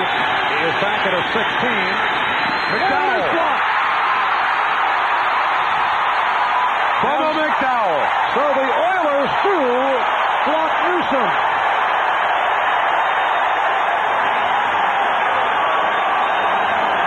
While Bubba McDowell in college, a punt blocking specialist, 9 during his collegiate career. Last year, Newsom had 6 punts blocked, an NFL record. Went the entire season until last week before he had 1 block. And that right at the end of the game at Tampa Bay. McDowell is the 2nd man in. There is so much time consumed with this guy that McDowell is able to get in there quickly and block the punt. Pittsburgh did it to Houston. Houston does it to Pittsburgh. Great field position at the Steelers 16. From behind, Newsom has no chance. McDowell is in there cleanly. So Houston looking to capitalize. First down at the Pittsburgh 15. And off the pitch, it is White. Lorenzo White stopped by David Little. And And the Oilers not able to generate anything on the ground. First half, 11 rushes, just 34 yards. At the 12th rush, I think Newsom even got injured. I think he got a shot in the mouth there. He's looking at his trainer's looking at his lip. Unusual to have punters draw blood. Now Bob. It's a 2nd down and 7 at the 12. Highsmith and White are the running backs. Off the fake handoff. There's Alonzo Highsmith for a short gain. Woodruff and Nickerson combining on the tackle. Tight end was open in the end zone. Warren Moon did not see him. Watch the tight end. Morosco, 87, released down the field, the bottom corner of the screen. He's wide open, but Moon can't see him. Nice big hit by Hinkle, 53, Woodruff, 49, and Hardy Nickerson comes in behind. Now 2 tight ends in for Houston. Chris Verhulst and Bob Morosco on the double tight end combination. 3rd down and 2 at the 7. This the result of the blocked punt. And Lorenzo White is stopped back behind the line. Gerald Williams, the nose tackle, blows up Yarno, the center. And you hear the reaction from the crowd as the field goal unit checks in. Watch Gerald Williams, 98, just shoves Yarno back and is able to get his hand on Lorenzo White for a loss. And now a 26-yard attempt. It's a 4th and 4 at the 9. And Tony Zendejas, who is 2 for 3 on the day, missed from 54, hit from 26 and 35. And Zendejas puts the Oilers within 1. 3.5 minutes gone by in the 3rd. It's Pittsburgh 10 and Houston 9. NBC Sports coverage of the National Football League is brought to you by the Chrysler Corporation, the only car company with a guaranteed rebate. By Merrill Lynch, we're bullish on the 90s. And by New Keystone and Keystone Light, bottled beer taste in a can. Wouldn't that be great? From the House of Pain, the Astrodome in Houston, Happy New Year from all of us here at NBC Sports. Pittsburgh with a 1-point lead on Houston as Tony Zendejas gets set to kick it off. The deep man is Ron Woodson. And this time Zendejas does go deep, very deep. And Woodson will stay right there.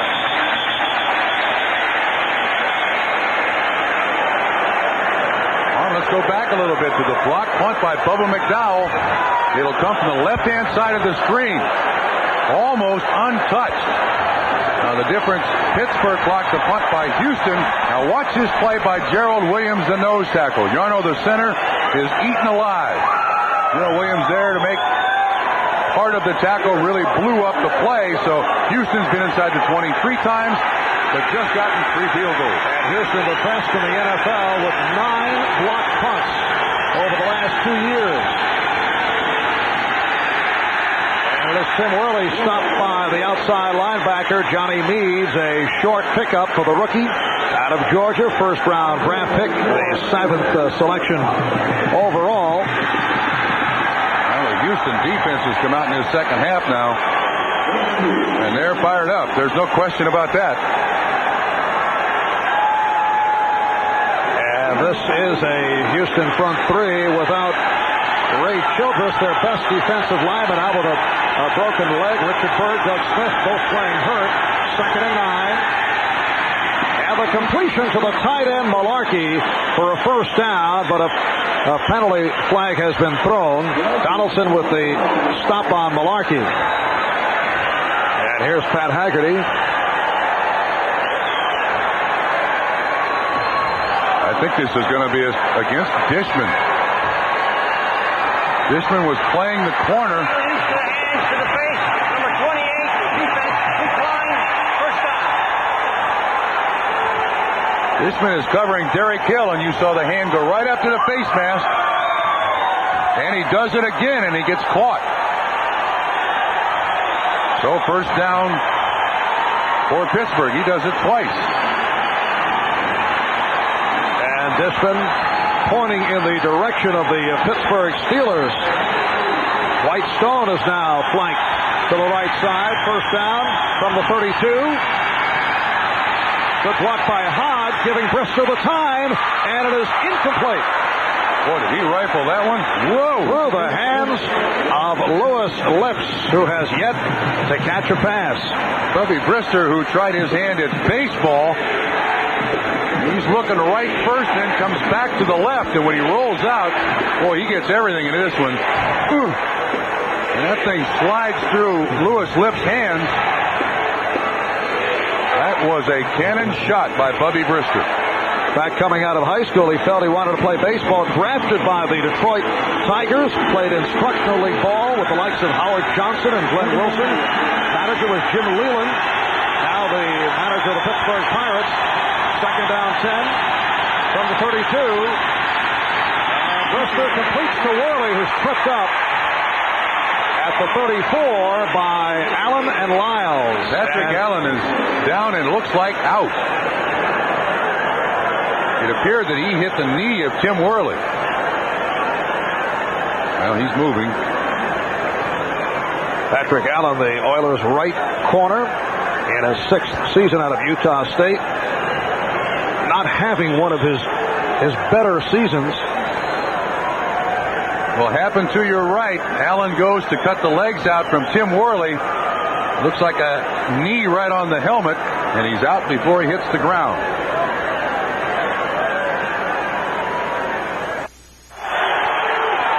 You'll see right behind Tim Worley, Patrick Allen goes low, hits Worley's knee, knocks him out. He's up on the sideline, appears to be okay, but a little bit stunned. And Chris Dishman has come on, replacing Patrick Allen. Pittsburgh 3rd and 7 from the 35. And Brister incomplete. Intended for Mark Stunt, covered by Robert Lyles. So Houston holding off Pittsburgh, and Harry Newsom will come on in his last punt attempt. He was blocked.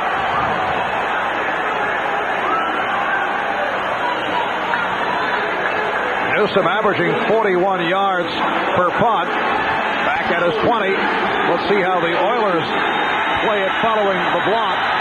Looks like they have the same alignment. Dishman on the outside on the left. Bubba McDowell right inside. McDowell, the major threat. Here they come, and he got it away. And Kenny Johnson lost it. It is Dwight Stone off the muff, coming up with the ball. Kenny Johnson tries to make the catch off the bounce.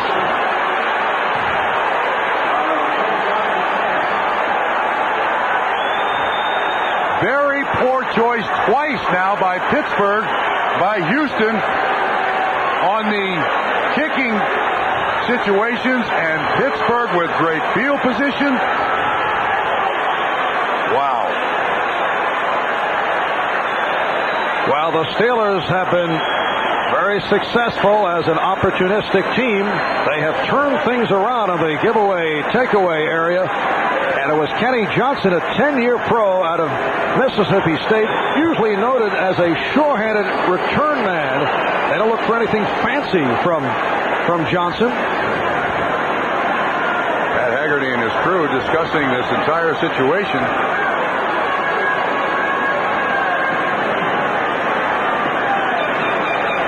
When Johnson turns around, the ball is just stripped away by Stowe. Could they be determining whether or not the forward progress was stopped? They got to give that ball to Pittsburgh. It is Pittsburgh's ball. So you had Lorenzo White with a muff go back in the end zone, take it out, and only get to the 5. And here on the punt return, very, very poor choice. Now, I think they're taking it back to the spot where it was recovered by Stowe. By White Stone, and I think Johnson knows what a poor choice it was. where Stone takes it away. That's where Pittsburgh gets it. Last time they had a big turnover like this, led to the touchdown run by Tim Worley. They're still talking, Marv.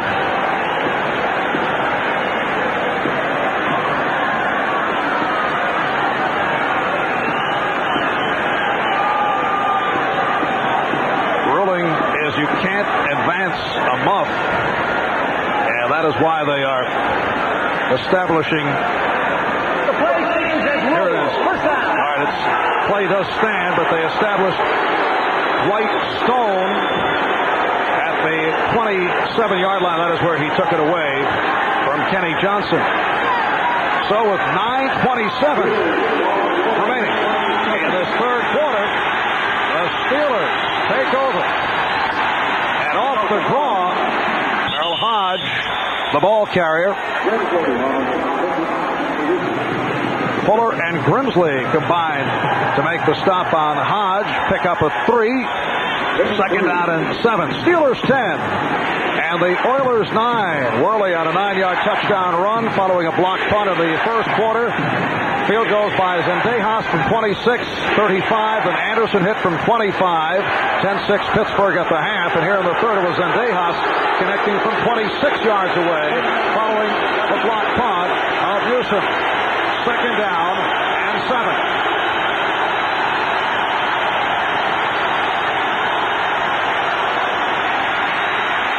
Brister, incomplete. Oh, through the hands of Dwight Stone.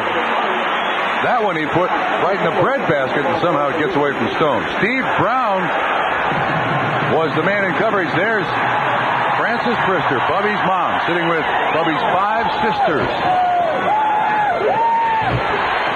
Yes, saying my poor baby.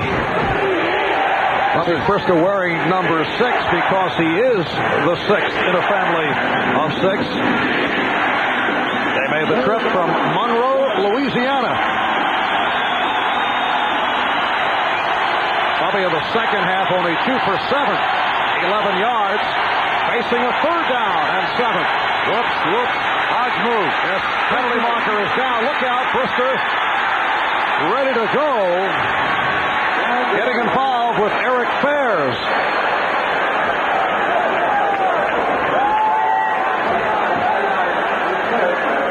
She's watching.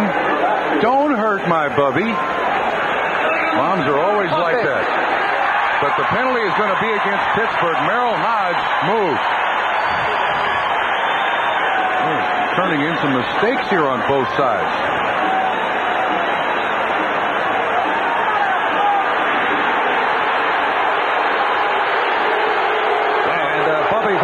As the ball being set back to a third down and 12. I don't know what Bubby's complaining about. You have 2 guys in motion. Hodge moves out of the stance. There's no question about that whatsoever. Mark Stock was coming in motion.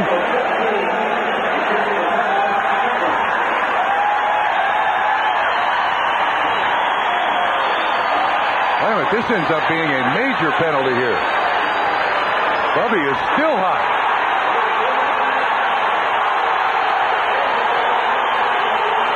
Well, they are saying Bubby is yelling at the officials all over the field.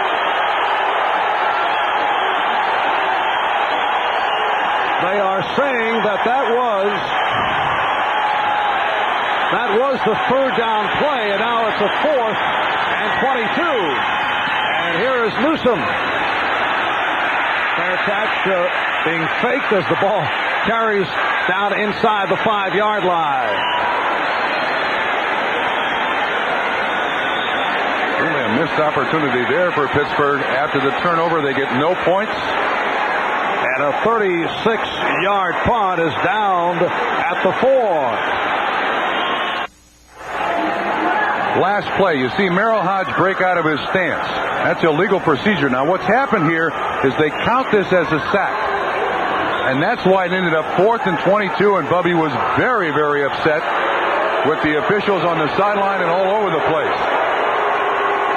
Chuck Noll tries to get him away. It was ruled illegal shift. They refused the penalty, and so the play was taken. And it was the first sack of the day. You see all the movement. Tight end Chris Verhulst looked to be the guilty party as Houston takes over first down at their 4. Steelers 10, Oilers 9 with 8:27 remaining in this third quarter. And once again, a discussion.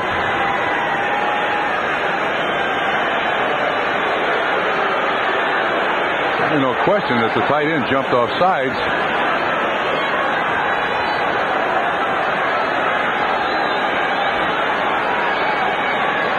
Well, following the swift-moving first half, we have come to a standstill here in the third quarter, and several discussions, and let's see what the call is from Pat Haggerty. Offsetting penalties, encroachment, defense, false start.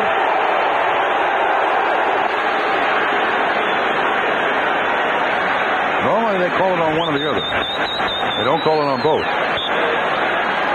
So it is a do-over. First down from the 4.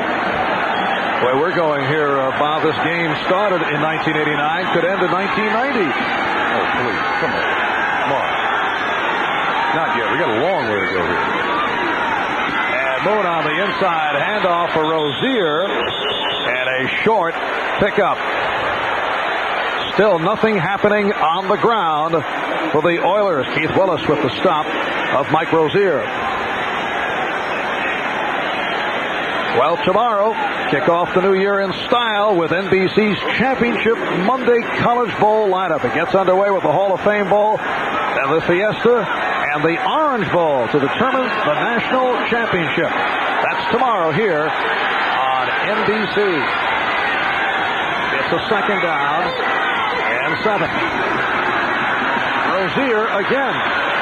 And again, nothing. Well, I'll tell you, this Pittsburgh defense has done an outstanding job of stopping the run of Houston. That time it looked like Tim Johnson, 78, was the first man to make contact. This is a huge offensive line that, for the most part, is a good blocking offensive line, but the Pittsburgh defense just offsetting ever so slightly. They're not giving that offensive line a good, real chance to shoot at them. Now look at you see the nose tackle is offset ever so little, and then you can see the bodies in there, and Rozier has to kind of bounce around a little bit. 93 Willis makes the first contact. So here comes the red gun for Houston. And it's a third down and 6 at the 8.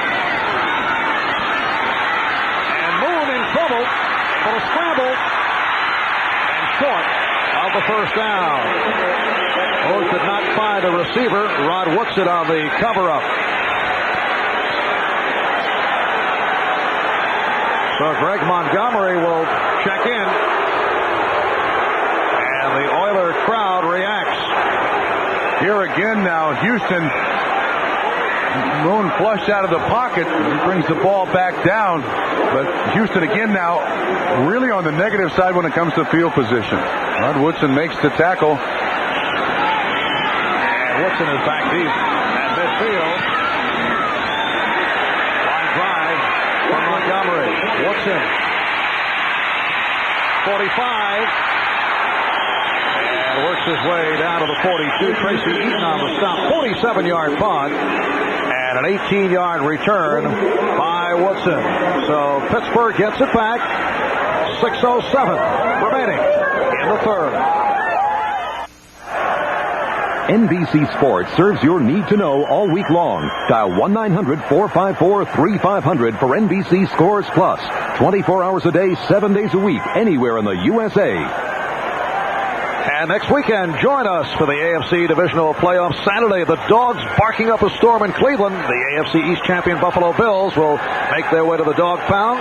Charlie Jones, Merlin Olsen will bring you that one. And Denver against the winner here between Houston and Pittsburgh and Dick Enberg. And Bill Walsh will be at Mile High for the play-by-play. First down at the 42, Pittsburgh taking over. And Hodge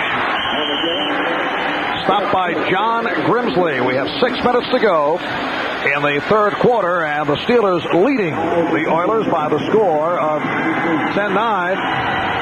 And this, Bob, Pittsburgh's type of game. No question. Brister just 14 attempts on the day, just 2 of 7 in the second half, and I would certainly expect Pittsburgh to run the ball on this drive and keep running the ball. They don't want to throw the ball up for a chance of a turnover. Second down and 6 at the 38. 83 Lips in motion. Now Worley is tripped up. Stopped by Johnny Meads.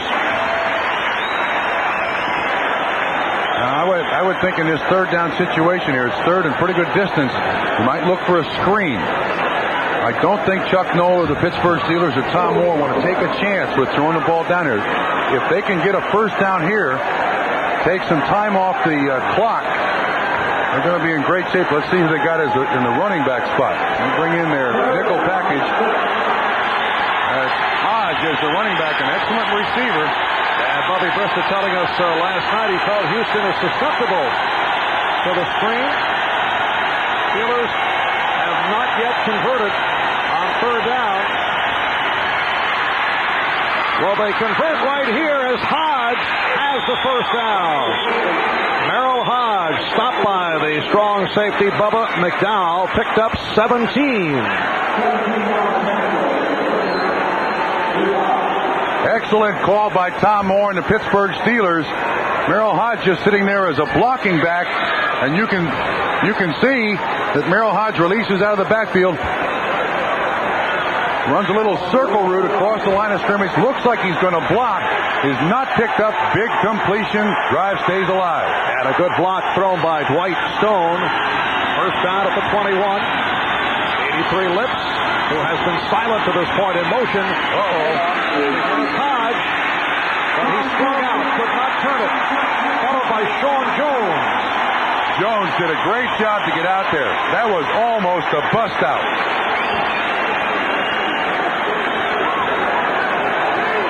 When Hodge got to the corner, it looked like he was going to be able to turn up, but you'll see the whole thing right in front of you. And see Terry Long coming out here. If he can get a block on Sean Jones, Hodge is down to the goal line. But Jones does a great job of shedding the block and is there for the tackle. Sean Jones, one-time Raider, spent 4 years with the Raiders, a second-round pick of the Los Angeles Raiders. Imposing physical specimen, 6'7", 273. Loss on the play, second down, 11. Back at the 22. And Brister able to complete to Worley, looking for the first down, but forced out short of the marker, forced out by McDowell and Dishman. Steelers on their last 2 big plays, the one to Hodge and this one to Worley, have caught the Houston Oilers in a blitz. And it's been well picked up. You'll see people, there's Jeff Donaldson, 31, coming from the left. Worley is untouched out there. Runs over Bubba McDowell. Brings up third down and short. Oh, this is a great drive for Pittsburgh. Being very, very careful with the football, throwing it short. And Bubby calls it timeout. Timeout taken with 3:14 remaining.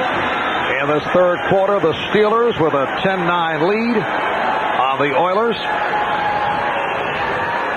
Winner going on to face the Denver Broncos in Denver next Sunday. Well, tonight, kick off your New Year's Eve festivities with the King Orange Jamboree Parade. Guest host Ann Jillian and Amen's Clifton Davis. And then the Ann Jillian Show followed by Sister Kate. And Bob America's favorite letter turner, Vanna White, will star in the NBC Sunday night movie Goddess of Love. That's all tonight, right here on NBC. Bobby's primary receiver today has been the running backs. They have 4 of Brister's 8 completions. The tight end Malarkey has 3. Wide receivers only have 1. Lewis Lips has none. Stock is the only wide receiver with a catch. Jerry Glanville beginning to feel the pressure here now. This drive, an excellent one, started at the Houston 42. And the field position has hurt Houston throughout this game. Pittsburgh third and short. Out of the 12. Lips in motion. Brister off the roll. Throwing incomplete. Intended for Lewis Lips.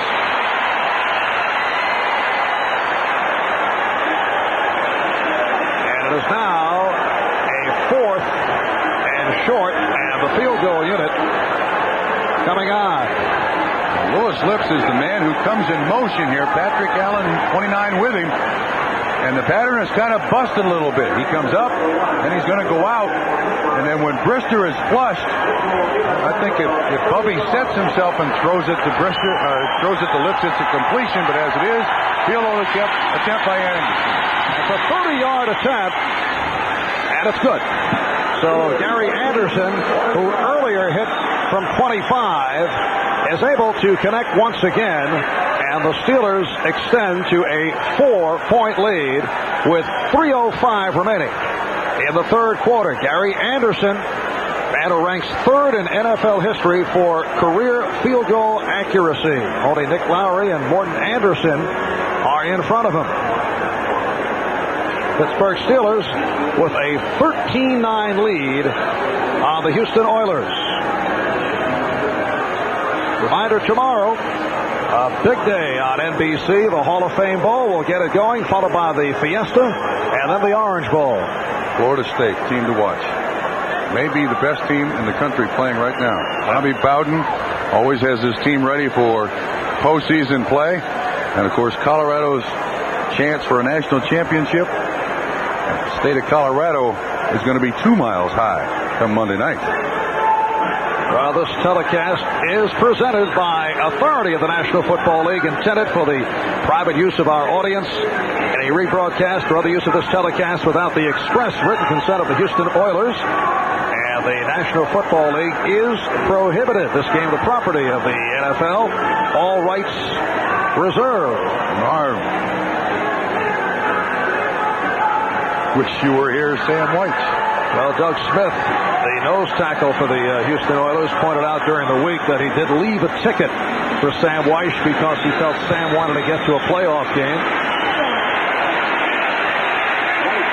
Yes, this time Lorenzo White remains in the end zone. Well, I was going to make the point. Pittsburgh has had 2 golden opportunities here in the second half with great field position and in a position to basically put the Houston Oilers away, and have failed on one and got 3 points out of the other, so they allow the Houston Oilers some life. And Warren Moon with very impressive statistics, but on the scoreboard, only 9 points for the Oilers. 3 times inside the 20 and only 3 field goals. Meanwhile, Bubby Brister with the usual story, only 8 for 17, 84 yards. In fact, last week against Tampa Bay and throwing a touchdown pass, it was his first in 8 games, but he gets the job done. That's been the story over the second part of the season. That broken out. Pass intended for Curtis Duncan. And Brian Hinkle was in front of him. I think Duncan was shocked that the flag was not thrown. And obviously Pittsburgh has made the adjustments. Woodruff 49 on Duncan. He goes inside. Hinkle is right there. Well, that's contact before the ball got there, but there's no review of that play. And the crowd reacting after they watched the replay on the big scoreboard and video replay here at the Astrodome. Now, this red gun for Houston has certainly slowed down. The first half, it was on fire. 2nd and 10, Moon in trouble, able to get it away. That's Alonzo Highsmith with a short pickup. Hardy Nickerson right there to stop him. Steelers beginning to get a little pressure on Warren Moon, and also the coverage downfield has improved dramatically. Now that may also be in part because Drew Hill and Ernest Gibbons ran so many patterns in the first half, Marv, that they may be somewhat winded and worn out. Here's Rod Russ, the defensive coordinator of the Steelers, and the adjustments they've made at halftime. You don't see those receivers wide open now like you did in the first 2 quarters. Yes, Ernest Gibbons had himself a very fine time in the first half. 81 Gibbons in motion, 3rd down and 6. And again, Moon having difficulty finding anyone. Now Moon on the run. And stopped short of a first down by Gerald Williams. Right in front of him was Alonzo Highsmith, but Highsmith had his back to Warren Moon. Warren had nobody to throw it to. Excellent coverage. Now watch Highsmith. When Moon is flushed, you see Highsmith is looking now. Now watch. Let's see, he turns his head away and he's out there to make a block, and Moon can't pick up the third down, so Montgomery to punt again. And Montgomery is back behind his 15. And Woodson takes it on the hop. And is immediately down to cross the 36-yard punt. And a 2-yard return. Al Smith and Eric Fairs on the coverage of Woodson with 1:18 remaining in this third quarter. So the Pittsburgh Steelers take over. They lead it by the score of 13-9. Sellout crowd here at the Astrodome, but it is not a natural sellout. The NFL extending the television blackout deadline until 5 o'clock on Friday, and the local NBC affiliate bought up some 1,500 tickets to assure the sellout. So this telecast is being shown locally. Bob, I know you were ready to chip in to pick up some additional exposure here in the Southwest. First down from the 36, Tim Worley. The ball carrier, Grimsley, and Brown combined on the stop. I tried to get tickets. I think Mrs. Brister is sitting in my seat. Yes. Again now, the Pittsburgh offense in the second half been very, very conservative. They've thrown the ball well to the tight end and the running backs down the field, and they've got the Houston Oilers defense thinking about what's going on out there. The time of possession clearly in favor of Houston in the first half, certainly turned for Pittsburgh in the second half. Pittsburgh 2nd and 6 from their 40, Lips to the right, Hill left. And Worley peels off. Brister able to complete to Lips, and that is his first catch of the day. Chris Dishman on the coverage, and it is right near the first down marker. It's not big, but it's important. Bump and run coverage by Dishman. Lips runs the quick out. Looks to me like his left foot. And there's Louis Lips's mom in attendance today. And her son just picked up the first down. Louis, the AFC Offensive Player of the Week, coming off his 2-touchdown game against Tampa Bay. Named Pittsburgh's most valuable player in voting by his teammates. Oilers' priorities, they've stopped Louis Lips, but they have not stopped the run. First down for the Steelers from the 46. Brister stepping up. Oh, he's wide open. Oh, intended for Dwight Stone. Covered by Chris Dishman. Dishman's got a smile on his face, knowing that he got lucky. This is just a fly route.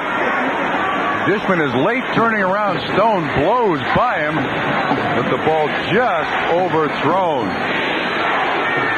And Mrs. Brister, oh, now that's a fan. Everyone should have a mom like that who roots for you on every step. It is a 2nd and 10. The 46, 25 seconds to go in the third. And Merrill Hodge, short of the first down, gets to the 46, stopped by Johnny Meads. Marvin, Pittsburgh's done one good thing today. It's that when Houston has shown the blitz, the sticky defense, 9 guys at the line of scrimmage, they have been able to audible to the right play. That time, if Meads doesn't make the tackle as the third period ends, Hodge is on for the distance. Another outstanding day for Hodge. 49 coming on that one long dash. 3 quarters complete. We'll be back in a moment. In the third quarter, the Houston Oilers accounting for only 21 yards as we get set to get going. In the fourth, it's a 3rd down and 2 at the 46. Louis Lips on the reception. He just managed to get both feet in bounds, and he has picked up the first down. So Lips with his second catch of the day. Chris Dishman, very soft coverage there. Too far back, allowed the nice quick out by Louis Lips. And Dishman, of course, with Patrick Allen being dinged in the head a little bit. Dishman forced to play a little more than maybe Jerry Glanville wants. But the third quarter dominated by the Pittsburgh Steelers, now extending into the fourth. Pittsburgh turning it around in terms of holding the football in the third. First down. Brister off the pump. Incomplete. Tim Worley in the area, covered by Robert Lyles. So 2nd and 10 at the 38. We're just underway in the fourth quarter, and the Steelers leading the Oilers by the score of 13-9. Bubby gets pressured here, and he does get hit. He wears a knee brace. And it looks like Doug Smith rolls right into the leg, grabs it, twists it, throws him down. Incomplete pass. There's the knee brace. And that was the knee that was hit. He's had an injury troublesome year, missed a couple of games with the sprained knee. Earlier in the season, he's also had shoulder problems. 2nd down and 10. 82 Hill in motion. And Brister can't find anyone. Throws it off the roll. Incomplete. Intended for Derek Hill. It's the backup quarterback, Rick Strom, at a brief conversation with Bubby Brister. So, Pittsburgh has had great field position here in the third quarter. Only got 3 points to show for it. Correction, that was ruled complete. It is a completed pass to Derek Hill. And it's a 3rd down and 3. You can see when Bubby is flushed out of the pocket, 82 runs with the quarterback. 1, 2, second foot down. Yes, clearly a catch. So a 3rd down 3 at the 31-yard line. Nice catch by Hill, staying in bounds, and now Brister going deep. Intended for Hill. Covered by Allen. The intended receiver was Louis Lips. But Dishman had good coverage, so he had to go to the outlet receiver on the other side of the field, which is Derek Hill.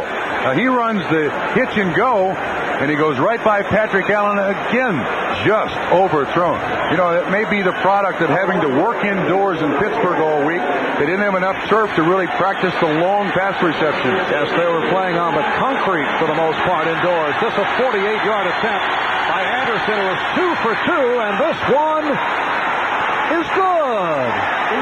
So Gary Anderson is now hit from 25, from 38, and from 48. And the Steelers now take a 16-9 lead on the Oilers. We'll be back after these messages from your local station.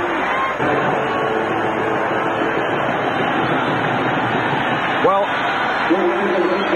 the Pittsburgh Steelers, off the 48-yard field goal by Gary Anderson, have taken a 16-9 lead on the Houston Oilers. And off the kickoff, the Oilers continue to have their difficulties. So they'll bring it out to the 20-yard line. And this one of the major problems of the Oilers this afternoon. Now, when we started the day, we were talking about the Cinderella story of the Pittsburgh Steelers, and Bob was checking, is this the classic comics version to make it a little bit more simple for you? Yes, that's absolutely correct. Yes, I read the book and saw the movie. Bob not understanding the ending of Cinderella. Turn to the last page. What happened? Bob, enough of this. Incidentally, earlier, Bobby Bethard, as you know, made the announcement that he will be the general manager of the San Diego Chargers, and there is now an opening as an insider on NFL Live. And in watching your work with the phones, I feel there's a good opportunity for you in that department. Marv, I much prefer the electric situation of a football stadium as opposed to the solitude of the phone. Okay. Please leave me out here. Or, I know you know some people up there at 30 Rock. Mention my name in the booth, will you? Not in the studio. 2nd down and 8. Bob so graciously has turned down the offer. Yeah, well, Marv, to the ball game, this paid, in my estimation, this is the drive of the game for Houston. They're either back in this game or they're out of it on this drive. And the catch by Drew Hill in front of David Little and Brian Hinkle. And a first down for Houston. A minute and a half gone by in the fourth quarter. The Steelers by 7. They lead the Oilers by the score of 16-9. Again, the red gun, and you see 85 go by David Little. Time for Moon to wait for it. He gets it between Hinkle 53 and Little 50. And this red gun offense is probably what we're going to see Houston in the rest of the day. Rich, Warren Moon under center. Moon now first down from the Houston 36. Moon in trouble. And able to get it away to Curtis Duncan. And another Houston first down, Wayne Woodruff on the coverage. Mark, just a personal opinion, but I think the reason we're seeing Warren Moon up underneath the center is that Tennyson, the normal center, is out with the flu. Yarno is in there as a backup, and I feel that Moon feels more comfortable taking the ball from Yarno as opposed to having the long snap to him. That's unusual. Normally the red gun is with Warren Moon back there in the shotgun position. Taking no chances. Nice completion. Drive stays alive. Well, the ball spotted just short, inches away from the first down. Second and inches. And it's to the ground. And Pinkett now does have the first down.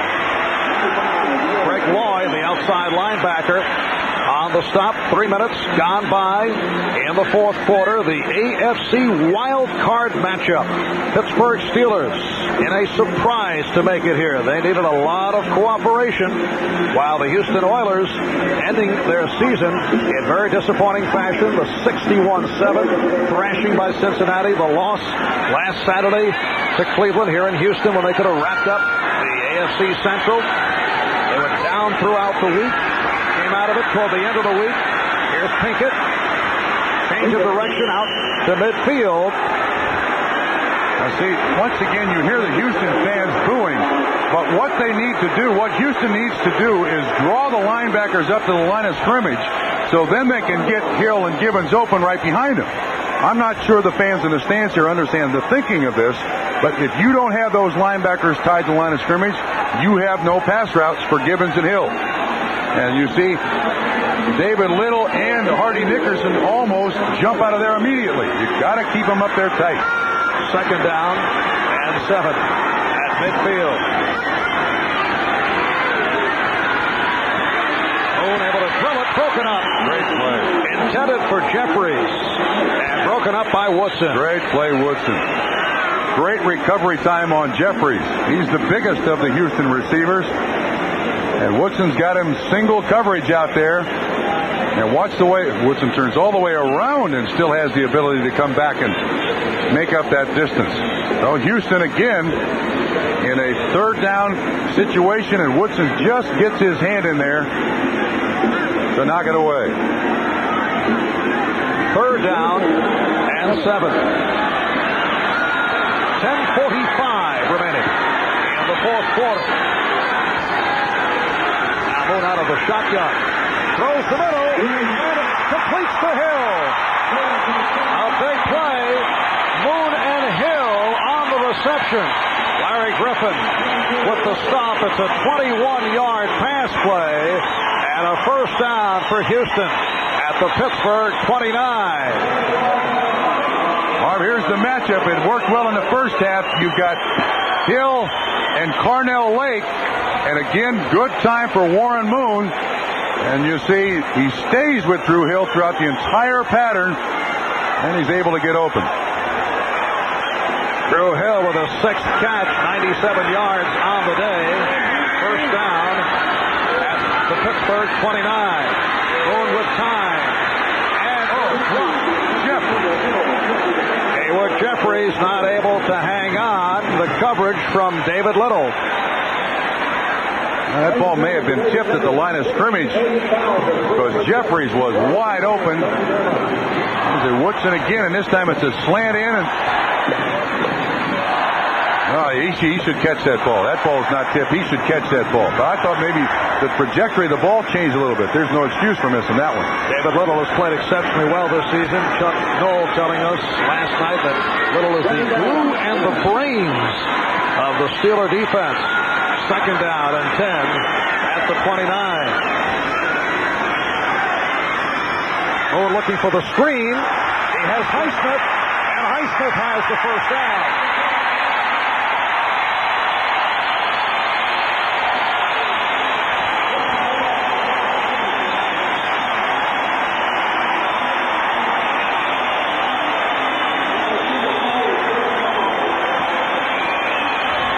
Alonzo Highsmith, who has come back from 2 arthroscopic knee operations in his 3rd year out of Miami, taking that screen pass. Screen should come right at you, and you'll see the key block is by Bruce Matthews, 74. He comes out just to the right of Highsmith. You can't really pick it up, but Matthews has a huge block. We have a player down for the Pittsburgh Steelers. And when we resume, it'll be a first down at the 18. NBC Sports coverage of the National Football League is brought to you by Coors Light. Pure brewed in the Rockies, the silver bullet won't slow you down. It's the right beer now. By GTE. At GTE, the power is on. And by Honda, who invites you to test drive the new Accord. You have to drive it to believe it.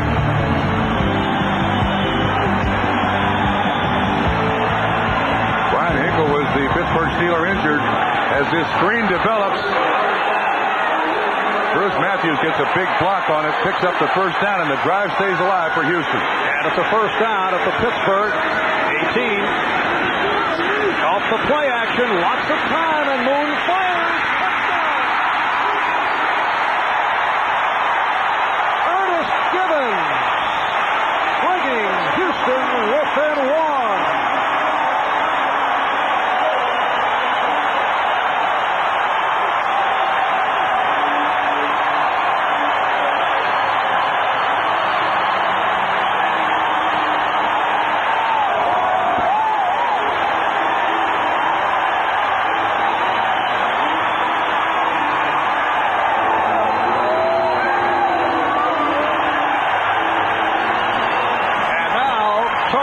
Zendejas, who has been perfect on the season, 40 for 40, will attempt the extra point. 18-yard touchdown pass play. Moon to Gibbons. Zendejas has tied it with 9:14 remaining. In the 4th quarter, Houston come from behind. And they've tied the Steelers at 16, 10 plays, 80 yards, capped off by the touchdown pass from Moon to Gibbons. First half, it was all Ernest Gibbons. Here's the isolate. Dwayne Woodruff, he lets him go, and then it looks like Larry Griffin is the closest man in coverage. Gibbons had 8 catches in the first half, Marv. That was his first catch of the second half. He now has 9 catches, 96 yards, and a tying touchdown. And the 9th catch equaling a career high for Ernest Gibbons. In his 4th year out of Louisville.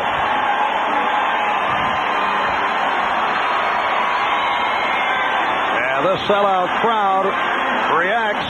Pittsburgh Steelers and the Houston Oilers are now tied at 16. Well, the 1980s began with a Houston-Pittsburgh playoff game, and the 80s are ending with a Houston-Pittsburgh playoff game. Although these days the circumstances have changed in terms of the balance of power, and Houston is at home as the solid favorite in contrast to what took place in the late 70s and the early part of the 80s. The kickoff by Zendejas. The backpedaling Woodson on the return to the 10. And took the hit at the 15, and down he went.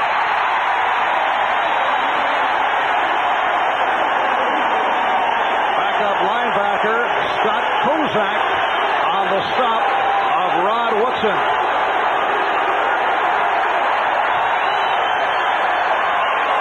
This crowd is back into it. Pittsburgh will start out from their First touchdown of the day, that reception by Ernest Gibbons. Jerry Glanville feeling a little bit better about his team's chances now. They've missed a lot of opportunities. Made good on that one. Todd and Worley, the running backs. Lips in motion. Worley tripped up by Meads.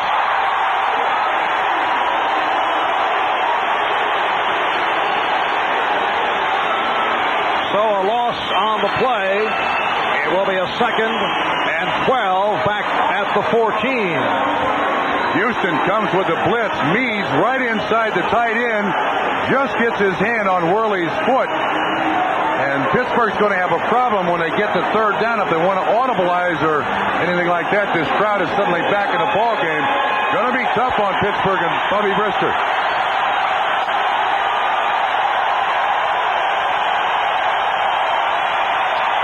But he was so quick to call a timeout. Yeah, he called for that timeout and heads to the sideline. I think if he'd have waited a minute, the official might have helped him. Brister had told us he's not concerned about the noise level here at the Astrodome, but he was having difficulties. The play clock was down to 1 second remaining. So Pittsburgh down to their final timeout with lots of time left. 8:15 remaining in the 4th quarter. Well, the House of Pain has been rocking these last few moments as the Steelers have been held in check in the second half. But they've had pretty good field position, Marv. Now Brister looking at a 2nd and 13 back at the 13. Dwight Stone to the right. And Brister with the jump pass incomplete. The tight end Mike Mularkey not looking that way. Covered by Donaldson and Eaton. There's Mularkey, a Plan B free agent from the Minnesota Vikings.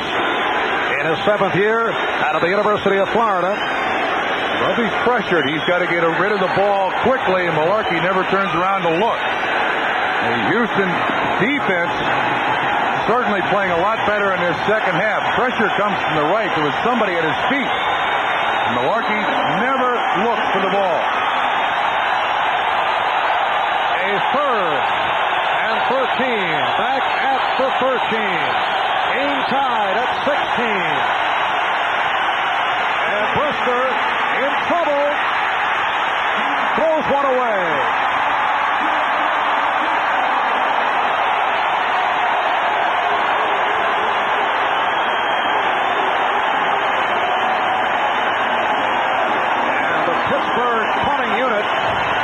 Come on, 8:02 remaining in the 4th quarter. Good pressure again by the Houston defense. Fuller 95 flushes him out of the pocket. You can see Johnny Meads is out there, and Bubby just heaves it to the Pittsburgh sideline. That is Kenny Johnson, who muffed one earlier, a big turnaround play. Oilers have had difficulty in kick and punt returns. Newsom from his goal line. And a short punt. Taking a Houston bounce. With a behind-the-back maneuver by Mark Stock racing downfield. It is only a 25-yard punt. The Oilers will take over with 7:49 remaining in the 4th. Look at tonight's New Year's Eve lineup here on NBC. It gets going with the King Orange Jamboree Parade. Guest host Ann Jillian and Amen's Clifton Davis. Then the Ann Jillian Show followed by Sister Kate and Vanna White. Stars in the NBC Sunday night movie Goddess of Love. See the second half possessions by the Oilers. Not much until that last drive and a big catch by Ernest Gibbons. And off the 25-yard punt by Newsom. Houston first down at the Pittsburgh 38. Game time at 16. And Moon's pass incomplete. Intended for Alan Pinkett coming out of the backfield. 7:45 remaining In the fourth quarter, as we take a look at the breakdown, Warren Moon finding receivers on 19 occasions and going to his backs 7 times. The tight ends usually don't figure much in the pass patterns of the Houston Oilers. Their blockers last week, 23 of 32 receptions to wide receivers. That time they tried to set up a screen to Alan Pinkett. Moon getting the play from the sideline. Looking at a 2nd and 10. Brian Hinkle injured on that last series, suffered a concussion, and we're told he is out the rest of the way, and the play clock running out. So it's a delay of game to cost the Oilers. You could see Moon looking at the sideline right in the huddle, and it looked like he got the wrong information. Didn't understand the call, so it cost him 5 yards. There's Brian Hinkle on the sideline with shoulder pads out.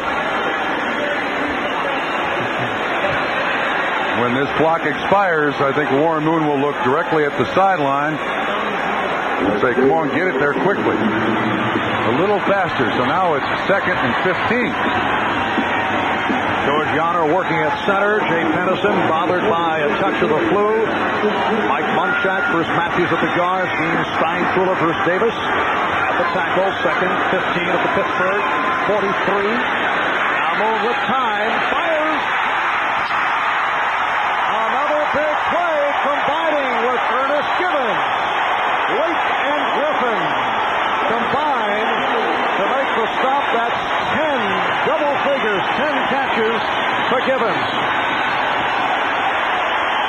Lake has the coverage inside.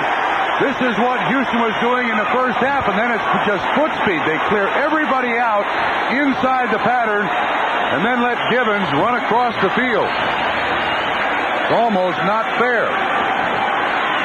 And he picked up 29 yards. It's a first down at the Steeler 14.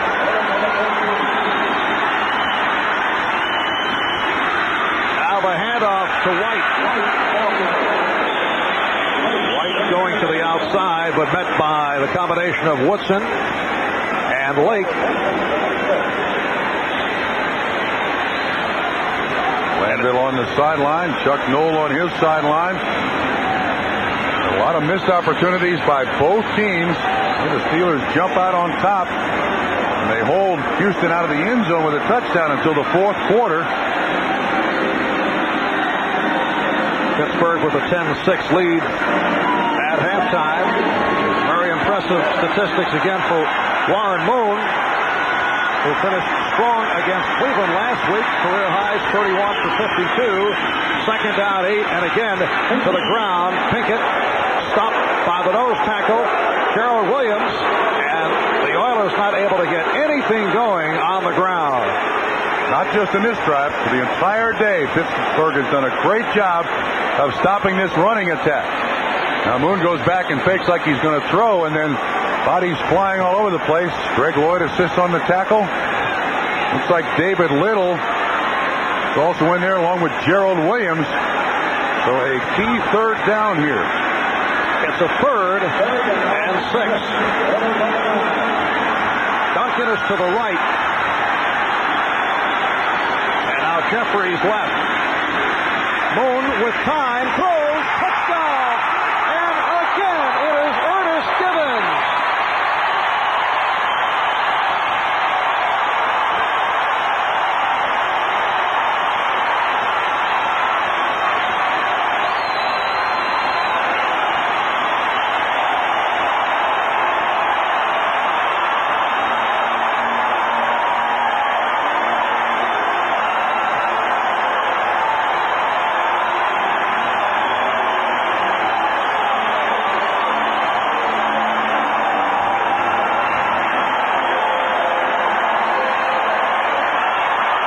So Moon and Givens hooking up again against the defensive unit of Rod Rush. 11 catches for Givens, and Zendejas able to put it through with 6 minutes, 2 seconds left in the fourth quarter. Houston has turned it, and they now lead the underdog Pittsburgh Steelers by the score of 23-16.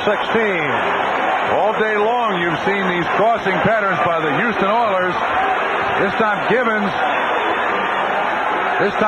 has Carnell Lake again. Moon with plenty of protection. The crossing patterns have worked all day long for Houston. And Gibbons runs outside the first defender, inside the second. It looked like Pittsburgh came with the zone. And Moon has plenty of time. You see David Little, 50, coming on the blitz. He waits, threads the needle. Gibbons' second touchdown in the second half, his 11th catch on the afternoon. And Warren Moon, catch it. Yes. Chuck Knowles' reaction. That's happened to his defense all day long, Marv. Those crossing patterns by Hill and Gibbons. They now have 17 catches between the two of them. Look at that. An explosive combination. That has been the story the last 2 years. Drew Hill and Ernest Gibbons. Zendejas getting set to kick it off. The winner here will face the Denver Broncos next Sunday at Mile High in Denver. Houston did not play Denver this season. Earlier, back in November, Pittsburgh lost at Denver, 34-7. Here's Woodson to the 5, 10, cross the 15, and again, Houston does a good job in covering Rod Woodson. Billy Bell leading the way.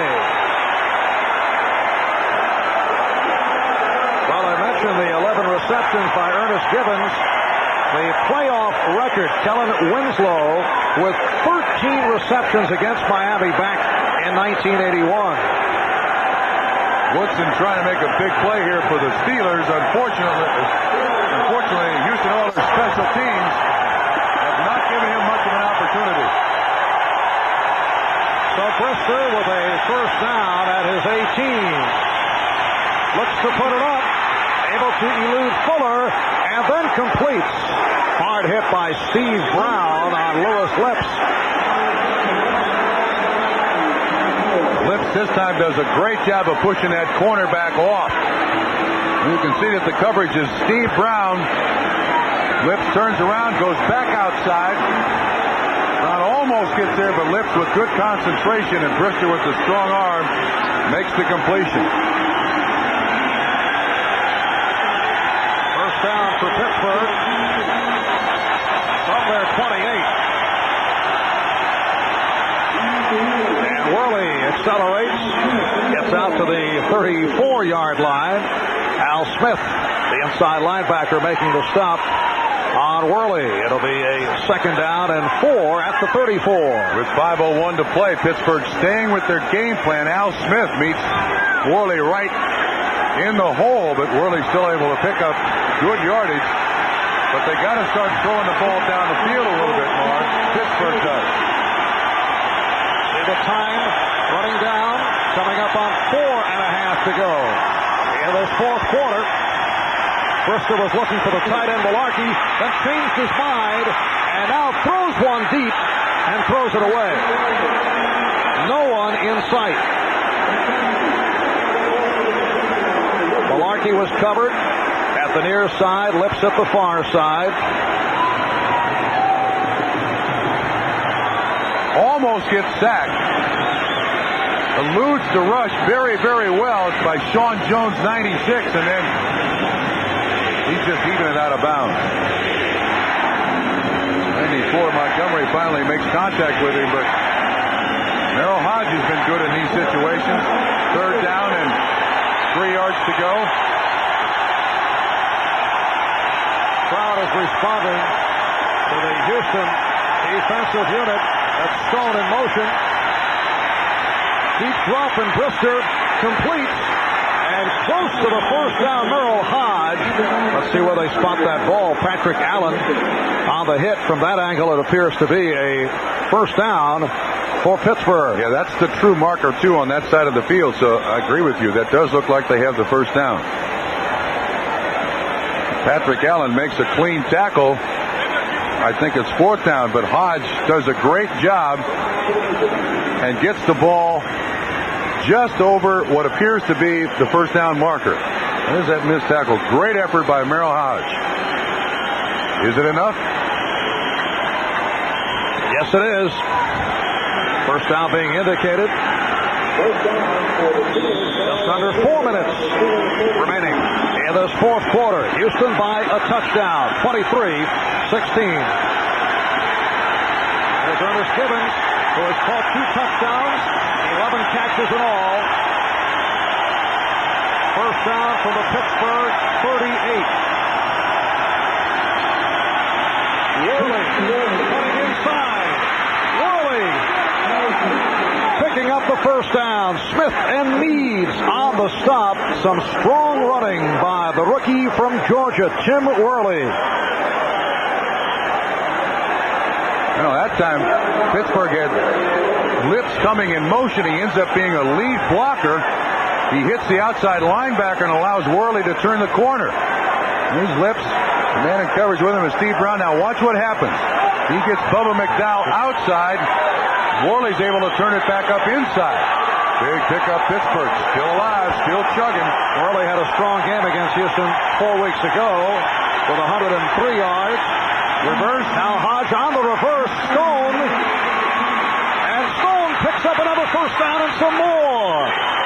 So the Steelers going to the gadget play, and it succeeds for 20 yards. Johnny Meads on the stop of Dwight Stone. You know, the unusual thing about that call, Marv, is they run it into the short side of the field. Normally when you run reverses, you want to give the running back, the guy with the ball, as much room as possible. But this is into the short side of the field. A nice picket fence set up here for Stone.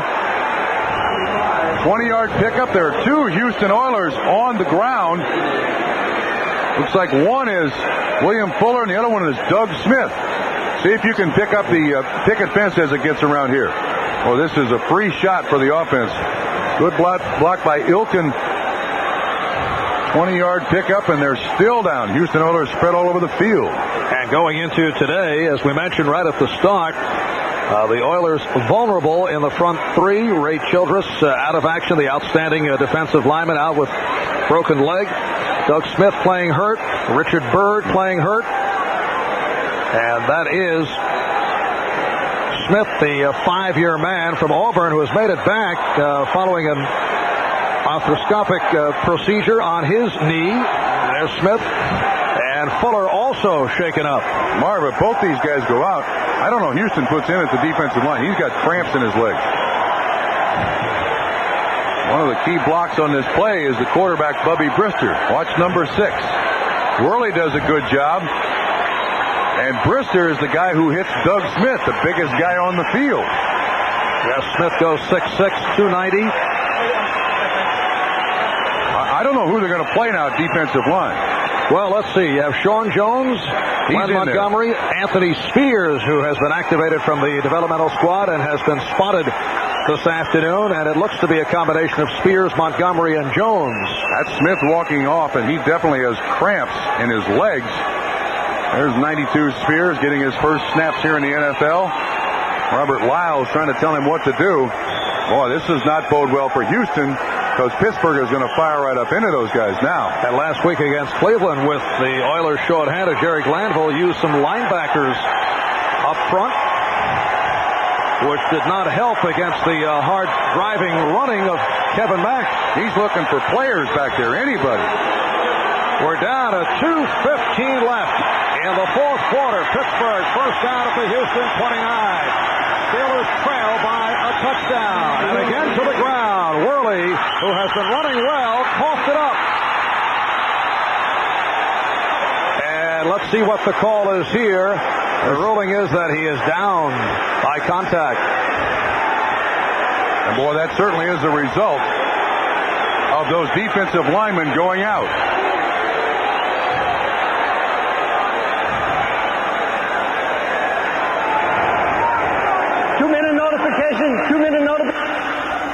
Well, that is the official 2-minute warning. Pittsburgh does maintain possession. And when we resume, it will be a 2nd down and and about 4 down at the Houston 23. We'll be right back. There's Doug Smith, the nose tackle, on the sideline with cramps. And so into the lineup is Glenn Montgomery. He's playing nose tackle. William Fuller and Sean Jones in the key defensive lineup of the game. And Glanville was looking around for players, and he motioned for Bob Morasco, the tight end, to come up here. We're going to give him a quick defensive lesson. He may be in there before this game is over. Well, Morasco did play some defense at defensive tackle in his collegiate days at Penn State, but that's not what Jerry Glanville would have in mind in this situation. 2nd and 4 at the 24. Worcester off the pump and has the first down, combining with Merrill Hodge. Grimsley and Lyles combined on the stop. The clock is running. It is down to 1:45 left in this fourth quarter. Pittsburgh right to the line. Houston. Yes. Drawn right off. He's trying to get his team to the line of scrimmage, and I don't know why Fuller jumps off sides. That didn't begin on me. Encroachment. Defense. Chuck Noll is saying they let the clock run. Now watch Fuller. I have no idea what he sees, but he jumps across the line of scrimmage. The clock continues to run. Now down to 1:32. And a 5-yard penalty assessed against Houston. And coming up, the 9th play of the drive. This drive started back on Pittsburgh's 18-yard line with 5:53 to go. Houston with the 7-point lead in the come-from-behind effort off the 2 touchdown passes from Moon to Givens. And apparently they will reset the clock as the penalty flags were thrown. Put 5 seconds back on the clock, please. 5 seconds. They did not stop the clock immediately, and that was the complaint, as you saw, by Pittsburgh head coach Chuck Noll. So it's been adjusted. 1:37 now remaining. Well, we got these fans in the Astrodome standing. They haven't seen their seat in quite a while. There's Crazy George trying to drum up a little business from the Oilers fans. Very good, drumming it up, huh? And the chant of defense here at the Astrodome. Brister, it appears, is calling more than one play in the huddle. They only have 1 timeout left. And, of course, they need the touchdown. It is a 1st and 5 at the Houston 12. Brister off the pump, goes short. And the play is stopped round all over Worley. And the officials able to break it up. Bobby Brister is trying to get his team back to the line of scrimmage. That was only a pickup of 2, so a 2nd down and 3. The ball just inside the 10. Clock down to 1:10 left in the fourth quarter. Pittsburgh attempting to stay alive. They're down by a touchdown. Stone in motion. Off the draw. It is Hodge for the first down and more. Merrill Hodge with another clutch run to set up 1st and goal, and timeout has been called. Now, Chuck Noll again is mad at the guy who was operating the clock. About 5 or 6 seconds expired from the clock again. Houston's now in trouble. Pittsburgh's down in a goal line situation. Houston has no defensive lineman to put in there to stop them on the goal line. We'll be back after this commercial timeout. Chuck Noll again wanting 5 seconds more back on the clock. The clock stands at 49.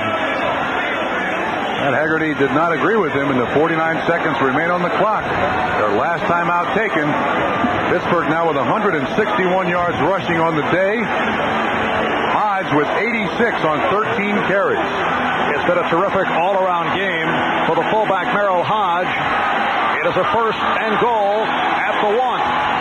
Houston 23 and Pittsburgh 16. And Houston now has its starting front 3 on the field. Fuller, Smith, and Jones are in there. But how healthy are they? is also in there. Spears is in there. They have 4 defensive linemen on first and goal for Pittsburgh.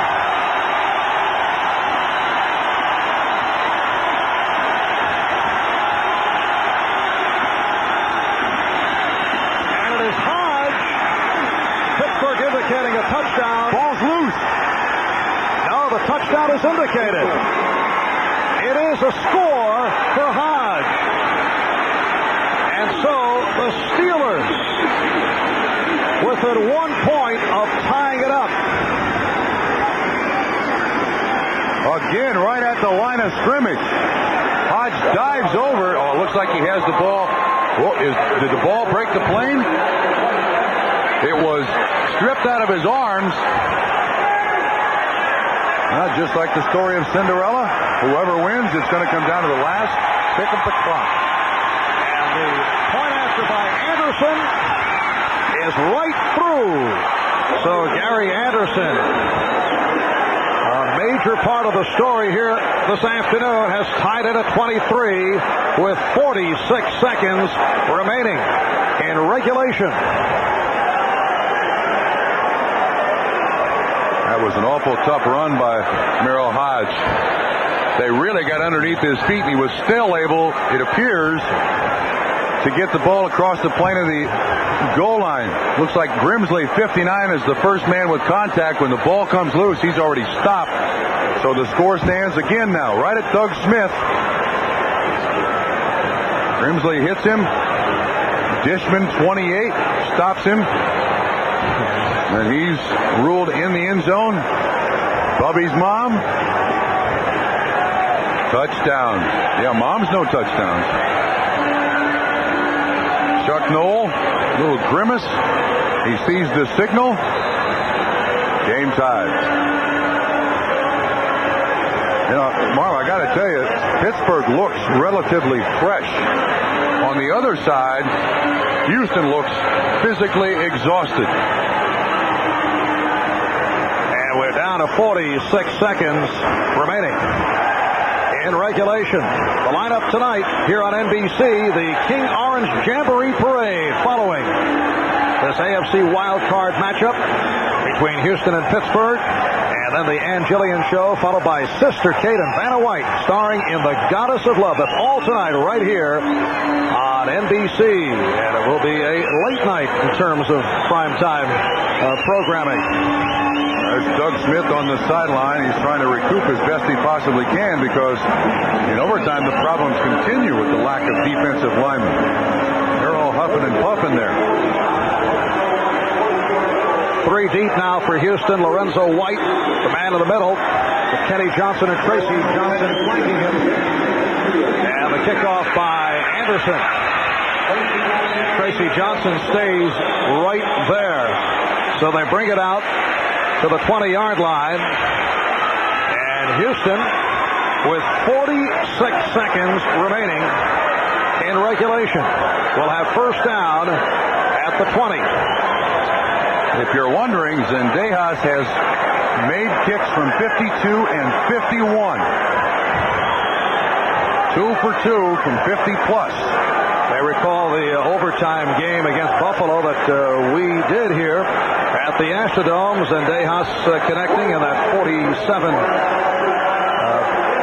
Actually, the Oilers lost in overtime to Buffalo 47-41 here in week number 3. And Zendejas had his ups and downs in that contest. Here's Moon throwing deep. Pass intended for Drew Hill. Covered by Carnell Lake. Ball was thrown on the outside of Drew Hill. Pressure finally on Warren Moon. Keith Willis gets him to the ground. Moon has no idea if the pass was completed or not, but it does bring up 2nd and 10. I don't know why you want to be a head coach in the NFL. I swear I don't know why you want to be a head coach. Go through this. Nuts. And as you can see, Houston with 3 timeouts remaining. At the inside handoff, Alan Pinkett out to the 24, and that brings the reaction as Houston is called for time. Gerald Williams, Thomas Everett making the stop on Pinkett with 33 seconds remaining now in this fourth quarter. When we resume, it'll be a 3rd down and 6 at the 24-yard line. Big day of football here on NBC tomorrow. Gets underway with the Hall of Fame Bowl, followed by the Fiesta, and then the Orange Bowl. And wondering if Colorado will be playing on that statement made by Lou Holtz that was caught by a stray microphone, with Holtz saying regarding Colorado, they're not playing any Kansas States anymore. Frustration will eventually set in on Colorado's offense. By the middle of the 3rd quarter, they'll leave the game plan completely and start grab bagging, said Lou Holtz. Well, it's an option offense versus an option offense, both with tremendous quarterbacks who can really make the option go. That's the entertaining part of that game. 34 seconds left in regulation. Game tied at 23. And a 3rd and 6 for Moon. And Pinkett out to the 30. Barry Glanville apparently not looking to take any chances here. What's it on the stop, and he's just going to run it out. I think one of the things they were trying to do is Pittsburgh was, with their prevent defense, making sure that no receivers could get deeper than their deepest defensive back, and they're trying to pop somebody through the line of scrimmage. I think it almost gets it done here.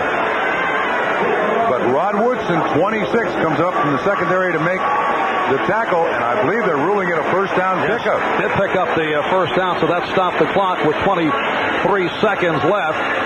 Well, you got a tough choice now if you're Jerry Glanville. Do you try the Hail Mary? There's Rod Woodson. Do you try the Hail Mary, or do you take your chances in overtime?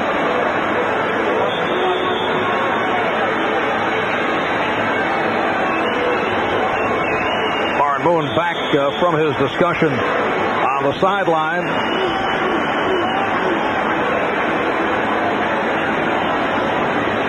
Houston from its 30-yard line with 23 seconds left in regulation. Oilers have the 2 timeouts left. And let's see how Glanville plays it.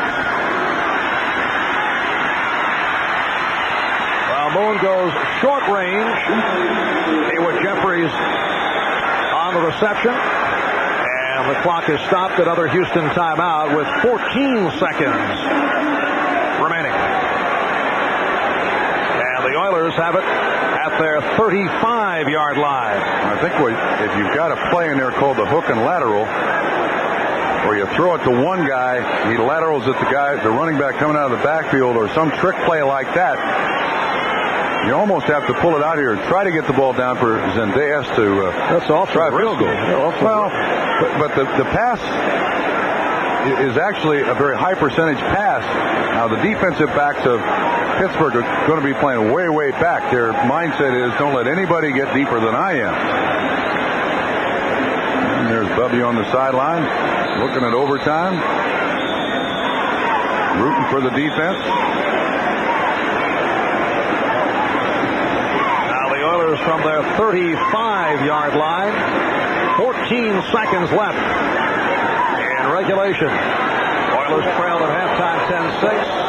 Took the lead on the 2 touchdown passes, Moon to Gibbons, and Pittsburgh coming back to tie it in the final minute. And Moon does throw long, and it's broken up. Jeffries out of bounds, wouldn't have counted anyway. Elton Hall, number 35, able to break it up.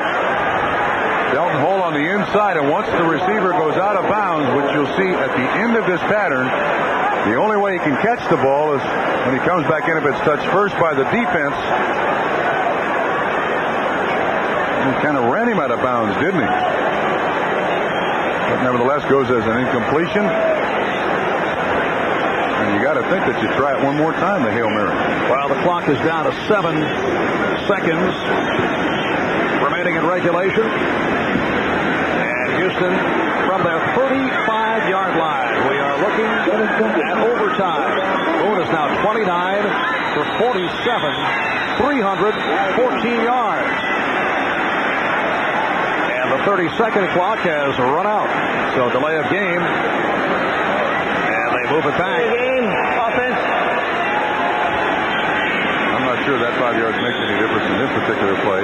What I think Houston is hoping for is pass interference somehow, because the game can't end on a defensive penalty or a miraculous catch that's at the sideline that stops the clock at 1 tick.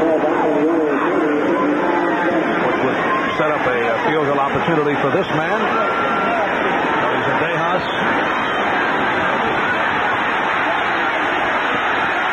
All right, here's Moon. Couldn't find anyone. Fomo. Time has expired. No. He is bumped out of bounds. What an incredible ending. Time has run out.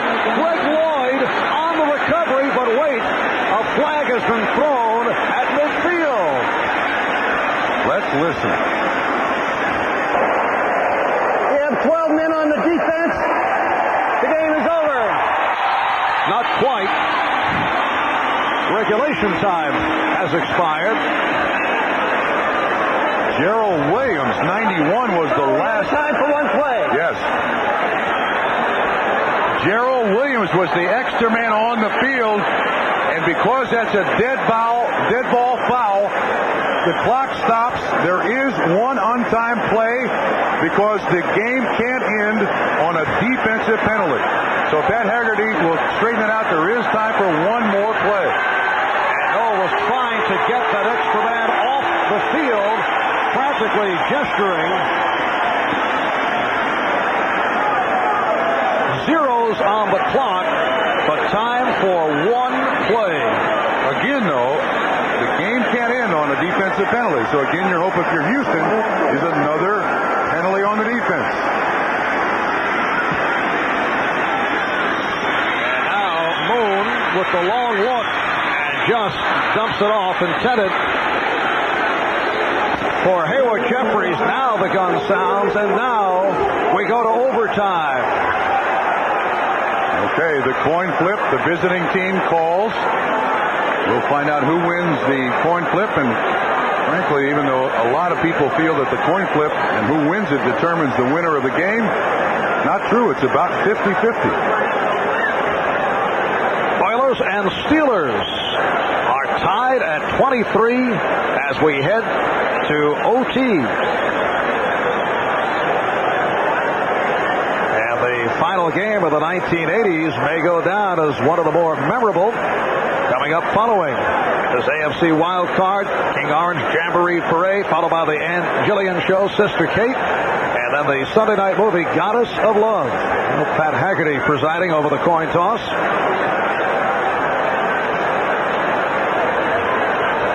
Woodruff makes the call.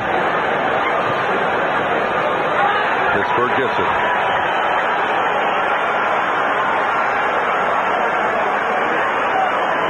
So the Pittsburgh Steelers will receive the kickoff to begin this sudden death overtime. Houston and Pittsburgh tied at 23. The winner goes on to face the Denver Broncos. Back with OT in a moment.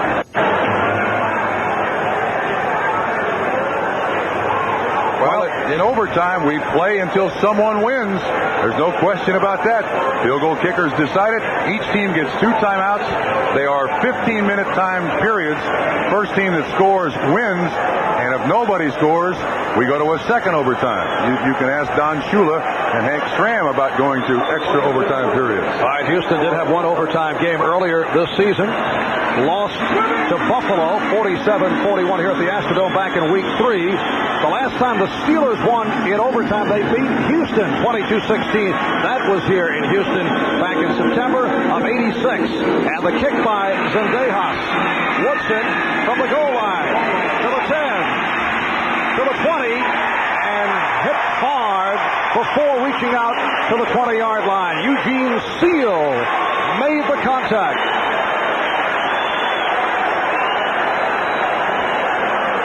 So we get underway in overtime.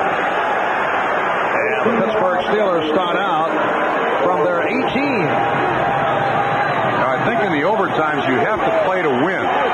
You can't play not to lose.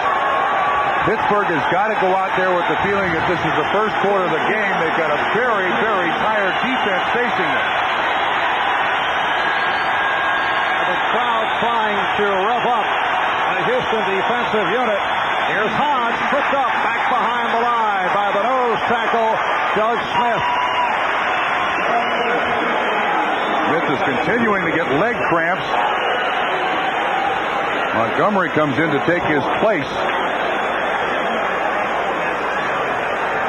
So Glenn Montgomery, rookie from the University of Houston, is back on the field.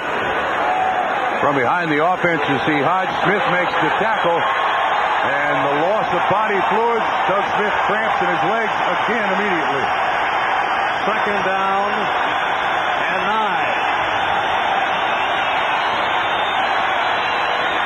And Brister couldn't find anyone. That was going to be a tight end screen. That was either intended for Malarkey or for Hodge. You know what this does to next week's game? Ruins it for both these teams. These teams have absolutely just given everything they've gotten, saved up, hoped for in this entire season. And next week the winner here will go up against the Denver Broncos at Mile High. Third down and 9 at the 19. Stone in motion. Penalty marker down as Brister throws away. Again, he could not find anyone. Lewis Lips in the area.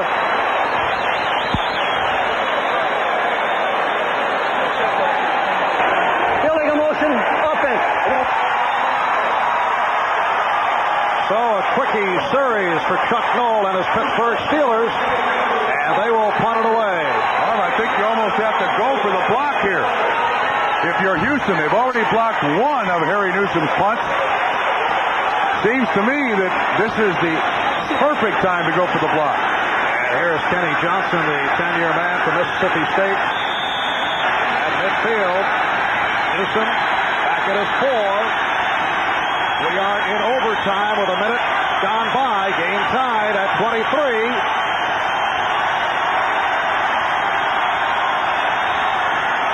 They come, and Newsom got it away. Johnson letting it bounce. That takes a Houston hop. Steelers down it around the 45, and Houston will go to the offense. It's a 26-yard punt by Newsom. Not what he had in mind, but obviously affected by that big rush by the Oilers. Well, even though they didn't block the ball, hurrying the punter to produce the 26-yard net punt accomplishes a lot for Houston. Look at the field position. Well, the last wild card overtime game, Oilers beating Seattle 23-20, January of 1988.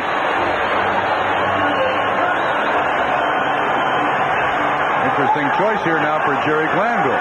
Do you go with the red gun? No, he starts with the 2 running backs and 2 tight ends.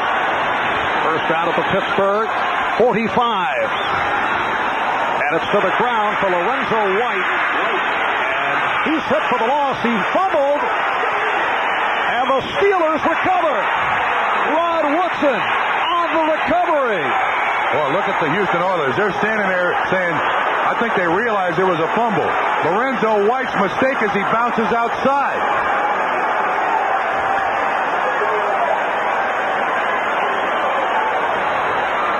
Greg Lloyd, 95 out there. Tim Johnson, 78. Woodson makes the hit. Ball is loose. No question it's a fumble. And the recovery by Woodson.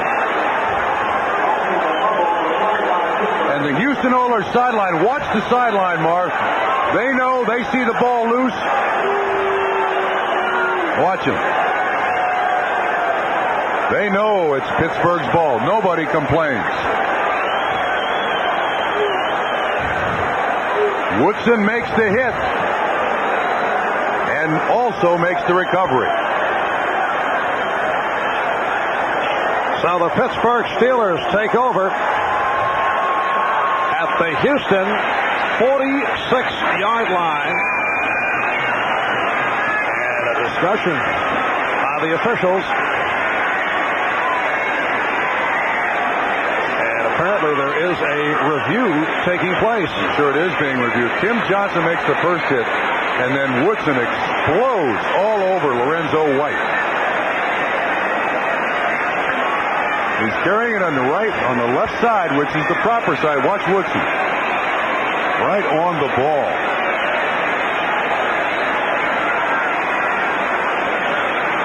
Now, it may be the only reason they're reviewing it is exactly where they spot the ball. As Pat Haggerty says, Pittsburgh's ball after the review.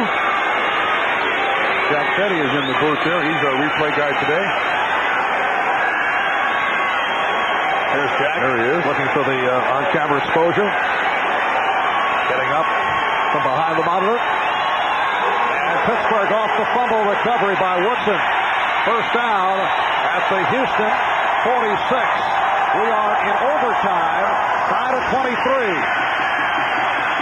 Hodge with the big hole and turns forward for the first down. Merrill Hodge stopped by Bubba McDowell and Jeff Donaldson. At Houston defense, absolutely exhausted. Standing there with their hands on their hips. Pittsburgh runs the trap up the middle. Hodge pops through. He's approaching 100 yards, I believe. To be official, Mr. Stats Elliott Kalb indicating 99 off that 11-yard burst. First down at the Houston 35. Here's Worley. Johnny Meads and Sean Jones combining on the stop. For the Pittsburgh Steelers, their first postseason appearance in 5 years. They've done it by virtue of a dramatic turnaround after they lost their first 2 games by a combined score of 92-10 to Cleveland and Cincinnati. They began the season losing to the Browns 51-0. The worst loss in the 57-year history of the Steelers. They fell to Cincinnati 41-10. A team that has been shut out 3 times, but they've turned it. They've won 5 of the last 6. Gary Anderson getting ready as the Steelers hope to bring it within field goal range, but Fuller able to put the hit on Hodge. Anderson is 3 for 3 on the day. He's hit from 25, from 30, and from 48. There he is in his 8th season out of Syracuse. Well, they may be happy to let Gary Anderson try from this distance. He is an excellent long-distance kicker, Marv. His high for the season is 49. He hit from 48 earlier. A third down and 8. Down at the Houston 33.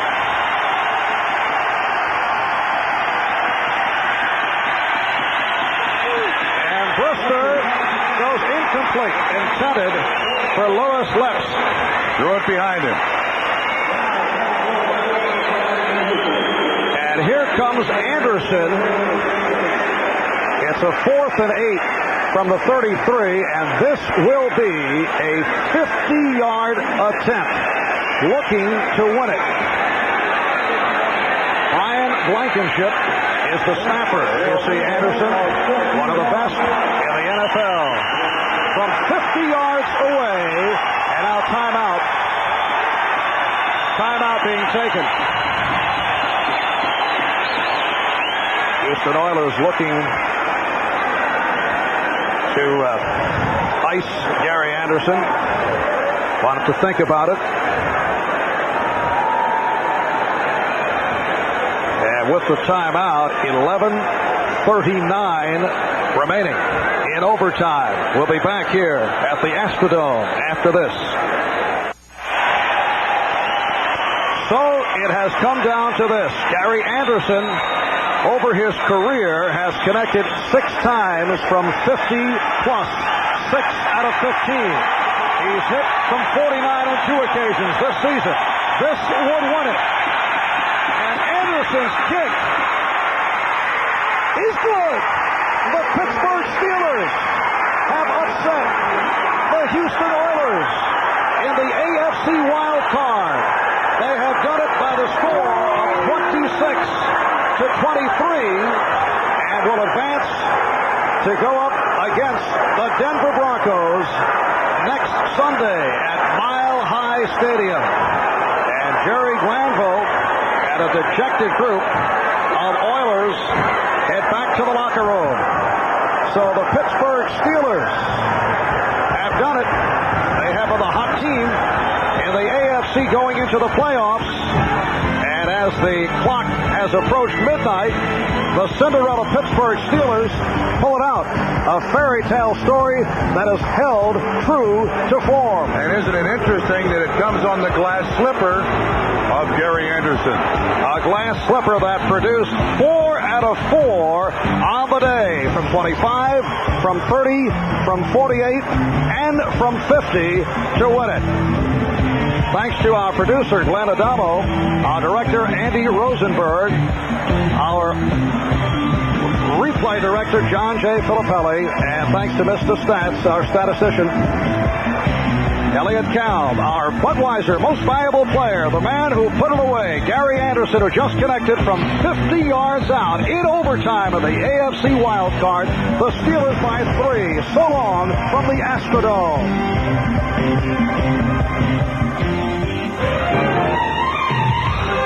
The preceding has been a presentation of NBC Sports.